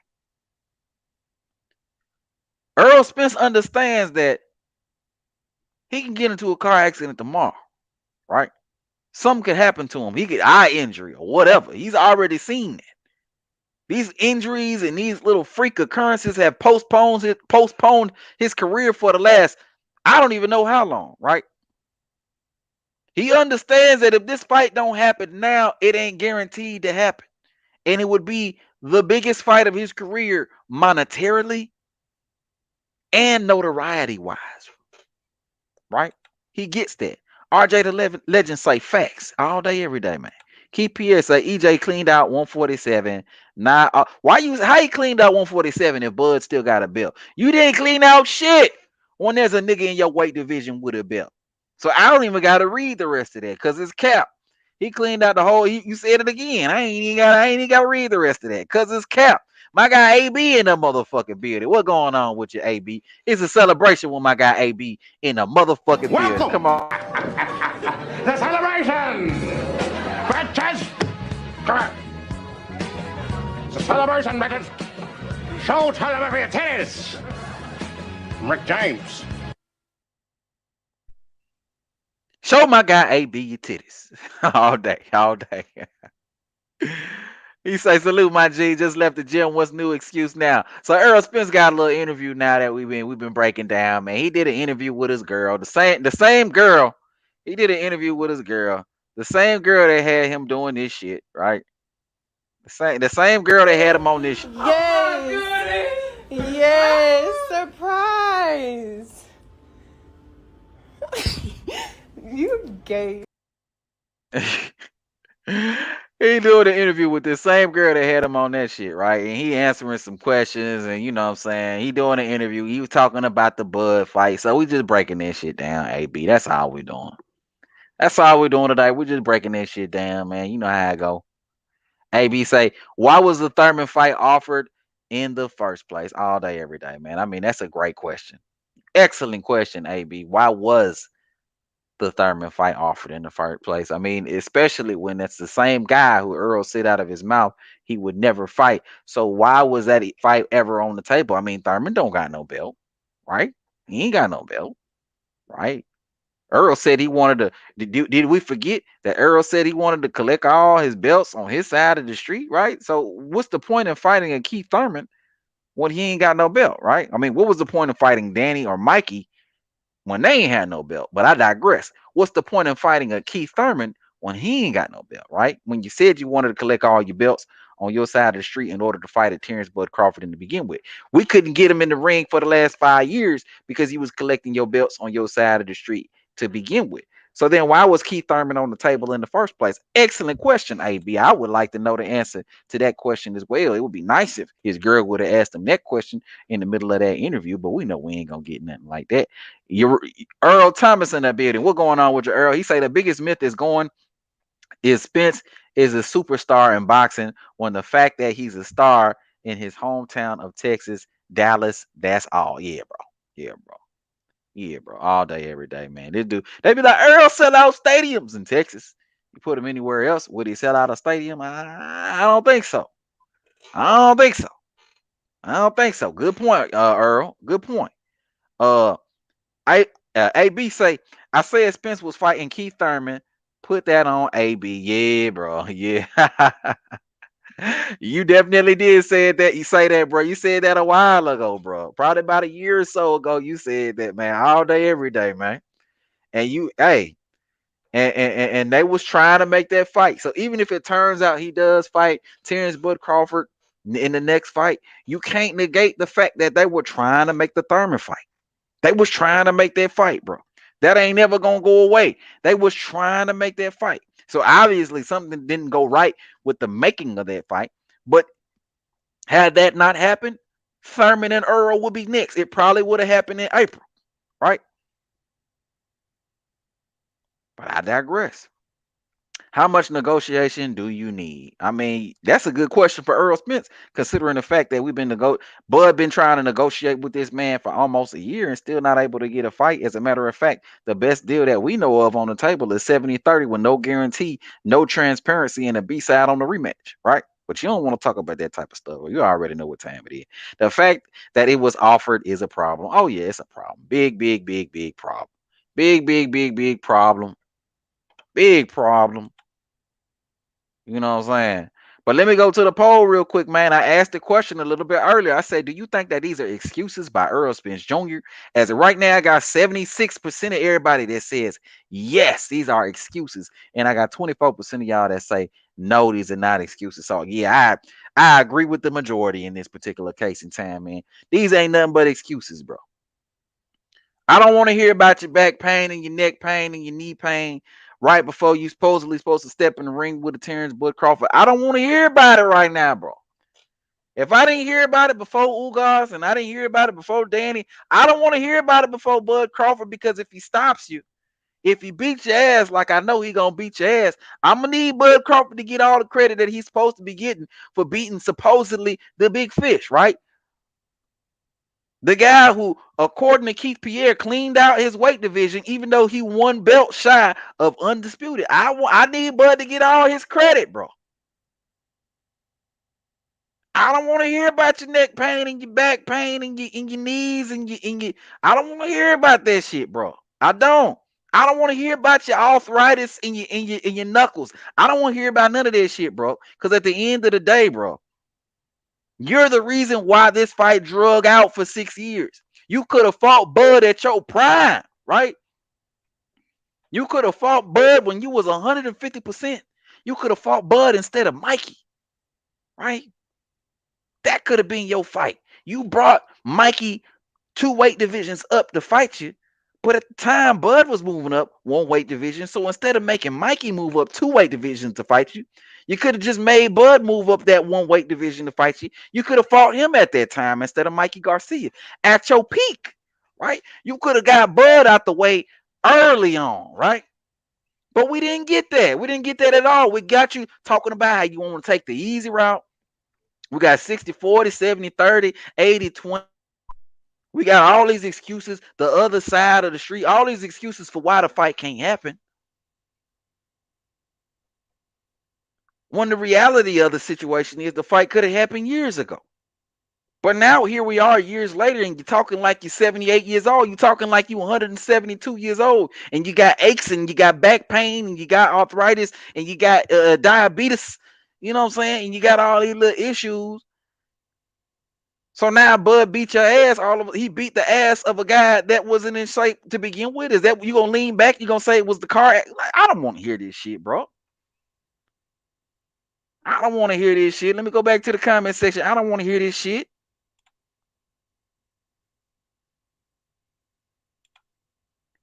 ASAP Low Dog in the building. He say keep gonna cry in the car when Earl get knocked out. Sure live. Sure live gonna cry in the car, man. Sure live. My neck, my back. Yeah, bro. Spence got plenty of excuses. Yes, he does. AB say, my neck, my back, my neck, and my back. If Bud fight me, I want 100 million. But won't settle for $50. Yeah, 50. Yeah, bro.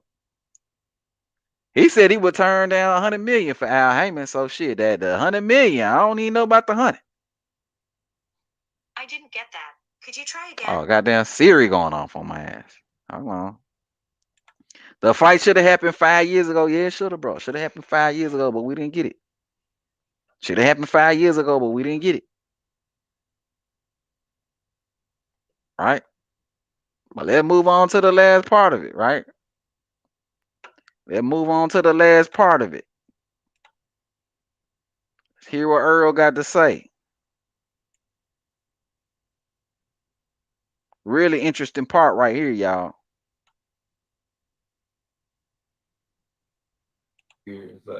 Hold on real quick.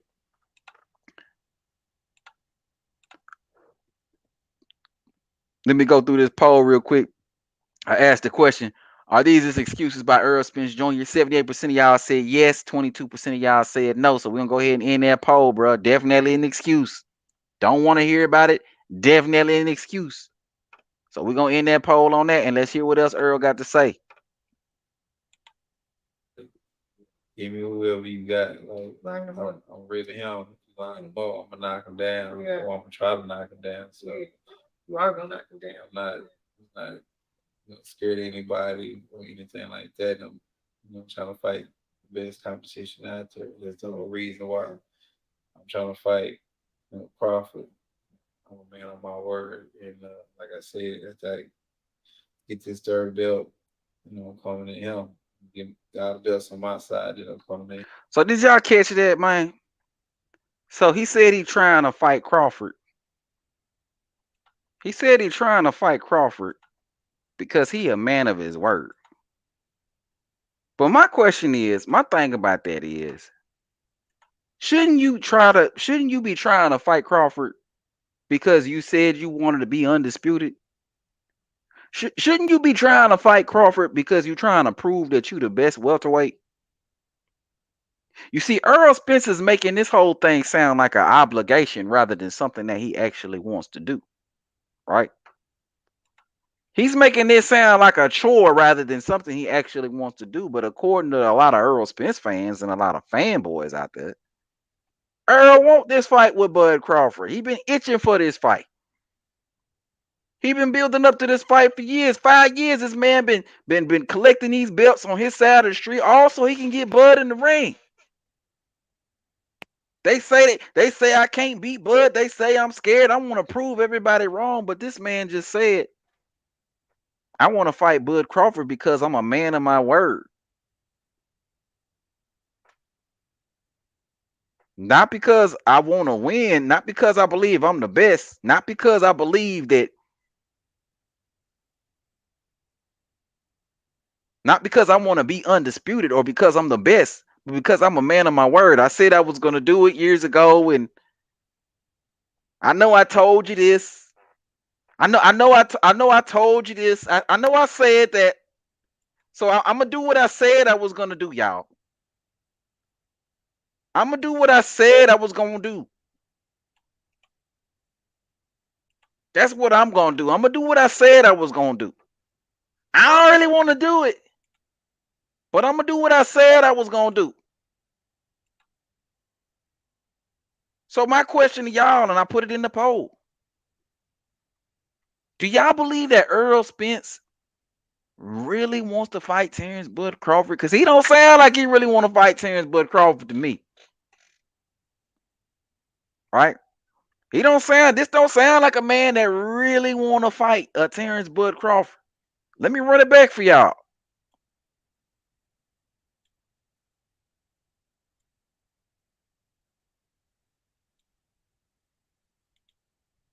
I'm gonna knock him down, or I'm gonna try to knock him down. So You are gonna knock him down. I'm not scared of anybody or anything like that. I'm trying to fight the best competition out there. There's no reason why I'm trying to fight Crawford. I'm a man on my word, and like I said, after I get this third belt, I'm coming to him. Get all the belts on my side, then I'm coming to him. I'm not trying to fight anybody else but him. So that's part of the reason why sitting out this long too. You a man of your word.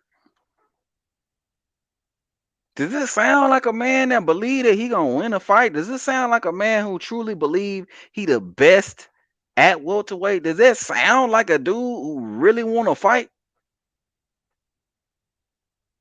You know what this shit sound like? This shit sound like when you promise your girl you gonna do something. Like you told her you were gonna fix the car, you told her you were gonna clean the bathroom or some shit, Or you told her you were gonna handle something for the house, right? And she pull up on you, ask you about it. What happened to that door you said you were gonna fix? You said you were gonna do it today. And you turn around and say, well, I did say that. I did say that. I did say I was gonna do that today. I'm gonna go ahead and do it. I did say that. You know you don't want to do it. You know you don't want to do it. But you know you said you were gonna do it. Right? You know you said you were gonna do it, and you know if you don't do it, it's gonna make you look bad. It's gonna make you look like you're a liar. It's gonna make you look like you ain't a man of your word, like you don't, like you do one thing and you say another thing. You know it's gonna bring negative implications upon your life. You know you gonna catch hell because of that. Because this girl gonna remind you that you said you were gonna do it and you didn't do it. And you gonna feel like shit. I said I was gonna do it. I didn't do it.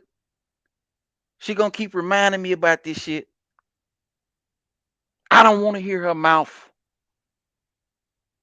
I really don't want to hear her mouth. So I'm gonna just do it, man. I'm gonna just go on, knock it out, man. I'm gonna just do it. Even if I might even half-ass it. I'm gonna just go on, do it. That's what Errol Spence sound like right now, right? I'm a man of my word. That shouldn't be the first thing that come out of your mouth when it comes to a Terence Bud Crawford fight. Not no, I'm a man of my word, right? Especially when we know that you're the reason for why the fight couldn't happen all these years to begin with, right? Especially when we know you're the reason why the fight hasn't happened, right? But you've been claiming that you're the big fish, you're the best welterweight. You said that Bud was light in the ass. You said you were gonna stop him years ago. You told him you bet $1 million, right? Bet $1 million. Y'all remember that? Bet $1 million. You see, you gotta read in between the lines with this shit, y'all. You gotta read in between the lines with this shit. And for Errol Spence to say he a man of his word before talking about his desire to prove that he's the best welterweight, or even more to prove that he can beat Terence Bud Crawford, y'all need to understand how big the implications are as it pertains to that, right? Y'all got to understand that. That's what I read when I hear this shit. I'm a man of my word. I'm backed into a corner. You caught me. Let me go on, get it out the way. Right? That's essentially what Errol Spence said. But when it came to Danny Garcia, when it came to Sean Porter, the energy was way, way, way, way different. Right? But I know the Errol Spence fans don't want to talk about that. I already know they don't want to talk about that. But I'm going to ask y'all the question. Do you believe that Errol Spence really wants to fight Terence Bud Crawford? I put it in the poll. Let me look at some of the comments. Let me see what y'all talking about out here on these boxing streets. KPS say all the built is heavy lifting ass grass. What you talking about? I don't even know what you're talking about on that one. AB said, you sound like Earl girlfriend. Oh, y'all going back and forth in the comment section. It's like to say he wanted to bet 100,000. Bud said, bet $1 million. All day, every day, man. Earl wanted to say Sean Porter got $1 million. Facts. Facts. Sean Porter got $1 million too. Sean Porter got $1 million too. All day, every day, man. All day. Who Dangle Branch in the building? He say I'll be okay with Thurman versus Ugas for the WBC interim. I'll be okay with that fight too. Maybe that can happen next. Keep here say Pokemon the fight to me. It sound like Bud don't want the fight. You sounding crazy right now, bro. You sounding crazy right now.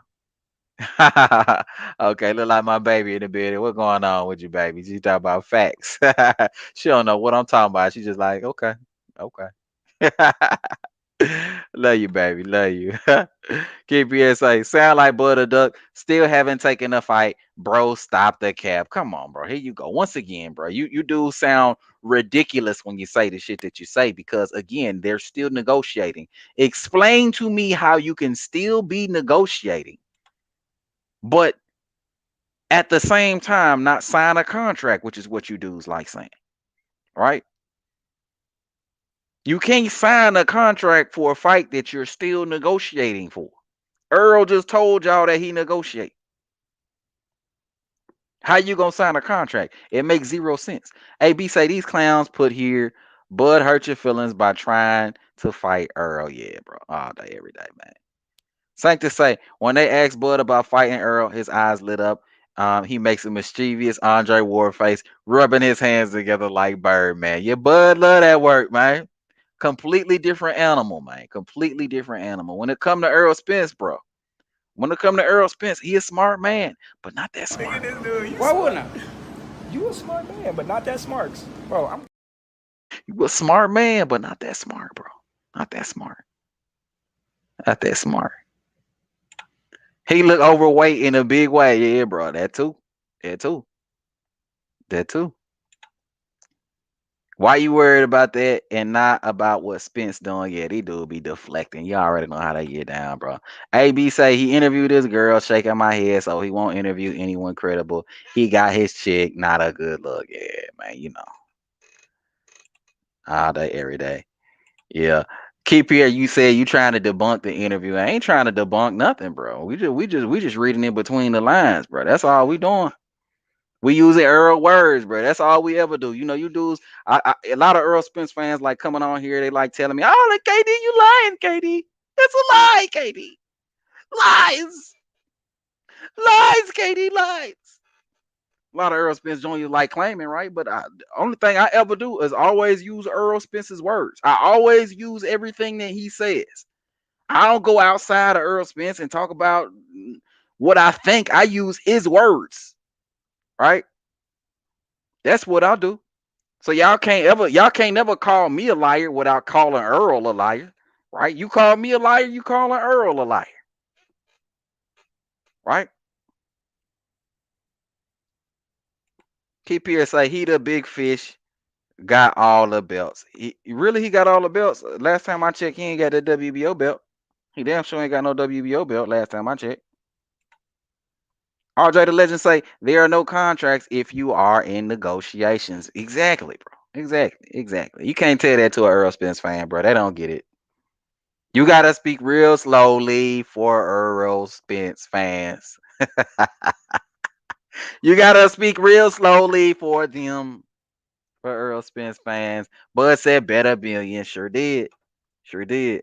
Sure did. Let me go to the poll real quick, man. I asked the question. I say, do you believe that Earl Spence really wants to fight Terence Crawford? I got 89% of everybody that says no. He does not really want to fight Terence Bud Crawford. He don't. There's just too much evidence to support the fact that he don't, man. There'd be no need to take the easy route if you really wanted to fight a guy. There would, first of all, just to start from the very beginning, there would be no reason to make a guy get a belt first in order to get him in the ring, right? Do y'all remember when Earl Spence told Bud to get a belt? Y'all remember that? Y'all remember when Earl told Bud to get a belt? Right? Y'all remember when he said that? But the question is why did Bud need to get the belt in the first place in order to make the fight with Errol Spence Jr.? Why did he need to get a belt? Mikey Garcia didn't have to get a belt. Danny Garcia didn't have to get a belt. So why did Bud have to get a belt? Right? You dudes can't answer that question. Never could, never will be able to answer that question. Right? If you can fight Mikey Garcia and Danny Garcia, then it should be no issues fighting the Terence Bud Crawford, a guy with a bigger name, more recognition, and more credibility than both Mikey Garcia and Danny Garcia. Bud was the undisputed champion at 140 pounds, moving up. It makes all the sense in the world to fight a Terence Bud Crawford, right? Rather than Mikey Garcia or Danny Garcia. But again, according to Errol Spence, he had to get a belt in order for the fight to happen in the first place. But why is that when everybody understood at that point that Terence Bud Crawford was a credible opponent and a real threat to Errol Spence at welterweight, right? If he really wanted to fight, right? If he really wanted to fight, why was it an issue that Bud was on the other side of the street? Why did it become the other side of the street, wrong side of the street? Why was that a thing, right? Especially when we know, according to Deontay Wilder, Al don't hold back his fighters on things. He may give his suggestion on this and that or whatever, but what pretty much who we want, we gonna get. Right? And according to Tom Brown, it's the fighters. It's always the fighters. When they ask for something and it's a fight that can be made, we're going to go do it. We've worked with Top Rank, many times in the past, and it seems like the relationship's just been getting better and better. And I'm looking forward to tonight. It's been a great event, great promotion. The relationship with Top Rank just keeps getting better and better and better and better. And why would Errol Spence say that? Why would Errol Spence tell Bud he got to take 60, 40, 70, 30 or whatever he give him? Even though Mikey, Danny, Sean, Ugas all got a better deal than that, right? So there's just too much evidence to support that Errol Spence don't want to fight. But then also we just listening to his language. The fact that the first thing that comes out of his mouth in regards to making the Terence Bud Crawford fight is, I'm a man of my word. Meaning you feel obligated. That's what a dad says when he promised that he would take his daughter to the park on Saturday. Good dad, you said you were gonna take me to the park. I'm a man of my word, so I'm gonna you don't want to go to no damn park. You don't want to go to no damn park. But you said you were gonna do it and you don't want to look bad in front of your daughter, so you're gonna take her to the park. But that's what Errol Spence sound like in regards to making this fight with a Terence Bud Crawford, right? So let me go again to the poll, man. Let me see what the poll looking like now, man. Do you believe that Errol Spence really want to fight Terence Bud Crawford? 83% of y'all says no. 17% of y'all says yes. Of course, I agree with the 83% that says no. He really don't want no smoke with a Terence Bud Crawford. He really don't. But he may very well. We may very well see this fight after all, though. You know what I'm saying? We may very well see this fight after all. You know what I'm saying? Let me look at some comments. Let me see what y'all talking about. I'm going to end this poll here real quick. Comments, man. All right. So, Keep here say, you can't tell me you haven't taken the fight. You can't tell me you haven't taken the fight yet.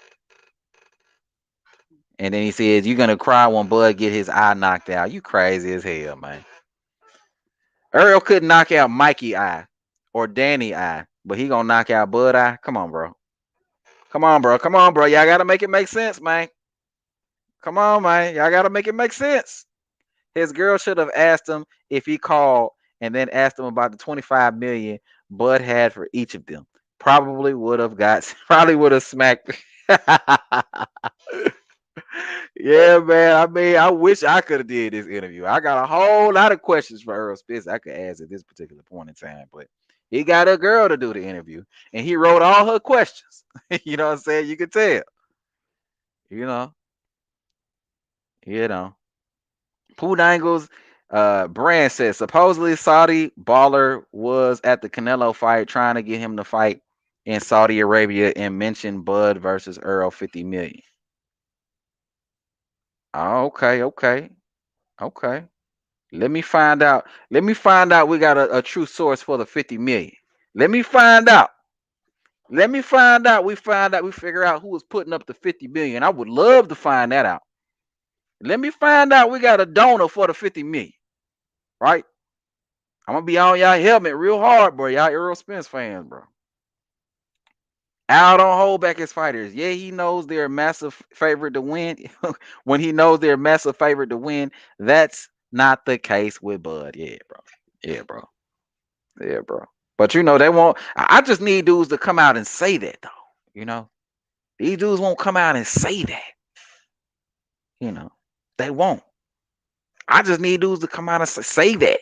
You know that he ain't a massive favorite. Say that you feel like he gonna lose. Just say that. All these other excuses and to make it seem like it's Bud fault. That's why I have the problems. You know what I'm saying? If these dudes just came out and was like, look, man, at the end of the day, we feel like Earl probably gonna lose to Bud.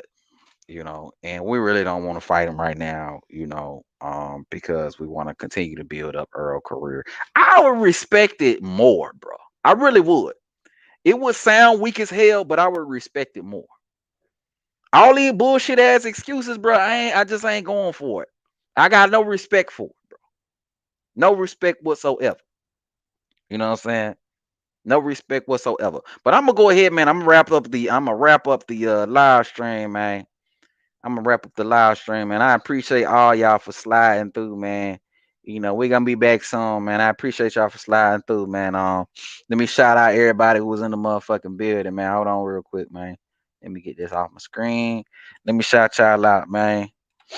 I got Pooh Dangle Branch in the building, Keith Pierre in the building, man. Appreciate all y'all for coming through. Sanctus was in the building, man. Hey, man. Also, too, man, if you're new to the channel, be sure to subscribe, and everybody be sure to hit the like button. But who else we got up in here? RJ the Legend in the building. Pooh Dangle Branch in the building. You know what I'm saying? Who else we got up in here, man? AB was in the building, man. My baby was up in here. Salute to you, baby. ASAP Low Dog was up in here. What going on, ASAP Low Dog? Yeah, man, we're gonna go ahead and wrap it up, man. I think Earl overall, bro. Errol Spence dropped some relatively good news, I guess you can kind of say, man, in closing, bro. But you know, I don't feel much better about the fight happening after that interview. It's pretty much how I feel about that situation. It kind of feels more like more the same, but you know, there is a glimmer of hope somewhere there, man. He is, you know, putting certain things together. There is a glimmer of hope there, you know what I'm saying? But you know, if I was you, I wouldn't hold your breath. But salute to everybody, man. Once again, man. All you do is for dropping on through, man. Once again, if you're new to the channel, be sure to subscribe. And everybody, and I do mean everybody, be sure to hit the goddamn like button, bro. But I'm up out of this thing, man. I'm gonna holler at y'all. Peace.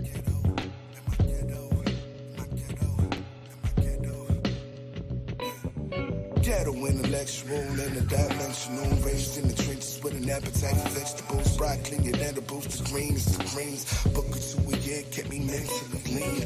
Ghetto intellectual in a dimensional, raised in the trenches with an appetite for vegetables, broccoli and edibles, the greens, book or two a year kept me mentally lean. College dropout, heard me graduate. I'm not the sharpest bone, but let me elaborate. I never knew niggas like college, so I hesitated, tried to play the street, but that just didn't count. Hit that like button on your way out, bro. Like my battle buds, memories are crumbling in the mud for tuition. War-torn tears helped me build my intuition. The streets that raised me kept me calm in bad position. Salute to all the real boxing fans, bro. Now I'm back on the block with valor and the doc, saying that I made it far enough to pay attention. I still use bad grammar cause I'm stubborn and committed. My cold squishy skills is on God mode. I talk right, draw slow, slang right, swing right, speak black, speak white, speak love, speak light. Hate my own feet, but I'm black-footed soldiers. Warrior and bold, so I wear these Jordans on my toes. Even though these niggas better know that the boy got it ever since I came through the door with the flow just to let a nigga know. Ghetto intellectual in a dimensional, raised in the trenches with an appetite for vegetables. Broccoli and edibles, the greens, book or two a year kept me mentally lean. In my ghetto, in my ghetto, in my ghetto, in my ghetto, in my ghetto. Bet you don't get it. In my ghetto, I hope they don't get it. In my ghetto, mentally. Yes, surprise. Yo, shout out to every motherfucking body who ever listened to this nigga right now. Nigga, if you have ever heard the name Glance Rap, nigga, if you ever heard anything about this nigga Glance, my nigga, before today, nigga, thank you, bro. Like, thank you for listening to this shit that made me make it this far to make a song like this. Yo, this is like fucking B roll. Nigga, about to take this song and put that bitch under a motherfucking coal on the 4th of July and roast some motherfucking chicken on this shit, nigga. It's that fire, nigga. I swear. That sounds like nigga, Al Heyman doesn't think that his guy is going to win and is ducking Terence Crawford. I swear to God, this feeling, oh my gosh, if I do not document how I feel right now about being a ghetto individual who's an intellectual who made it far enough to graduate college after dropping out in the 9th grade, nigga, this is a miracle, nigga. Fuck that. Yo, I'ma feel myself because feeling myself feels good right now. Fuck you if you hate me, and welcome to the experience if you like it. Yes, the nigga is ghetto. Yes, the nigga is classy. Yes, the nigga is intellectual. But most importantly, the nigga is black at its finest. If you do not pay attention right now, nigga, you need to go do your taxes. This is shit talking of the century right now. Fuck you. Fuck all of your haters that don't know that this nigga is dope.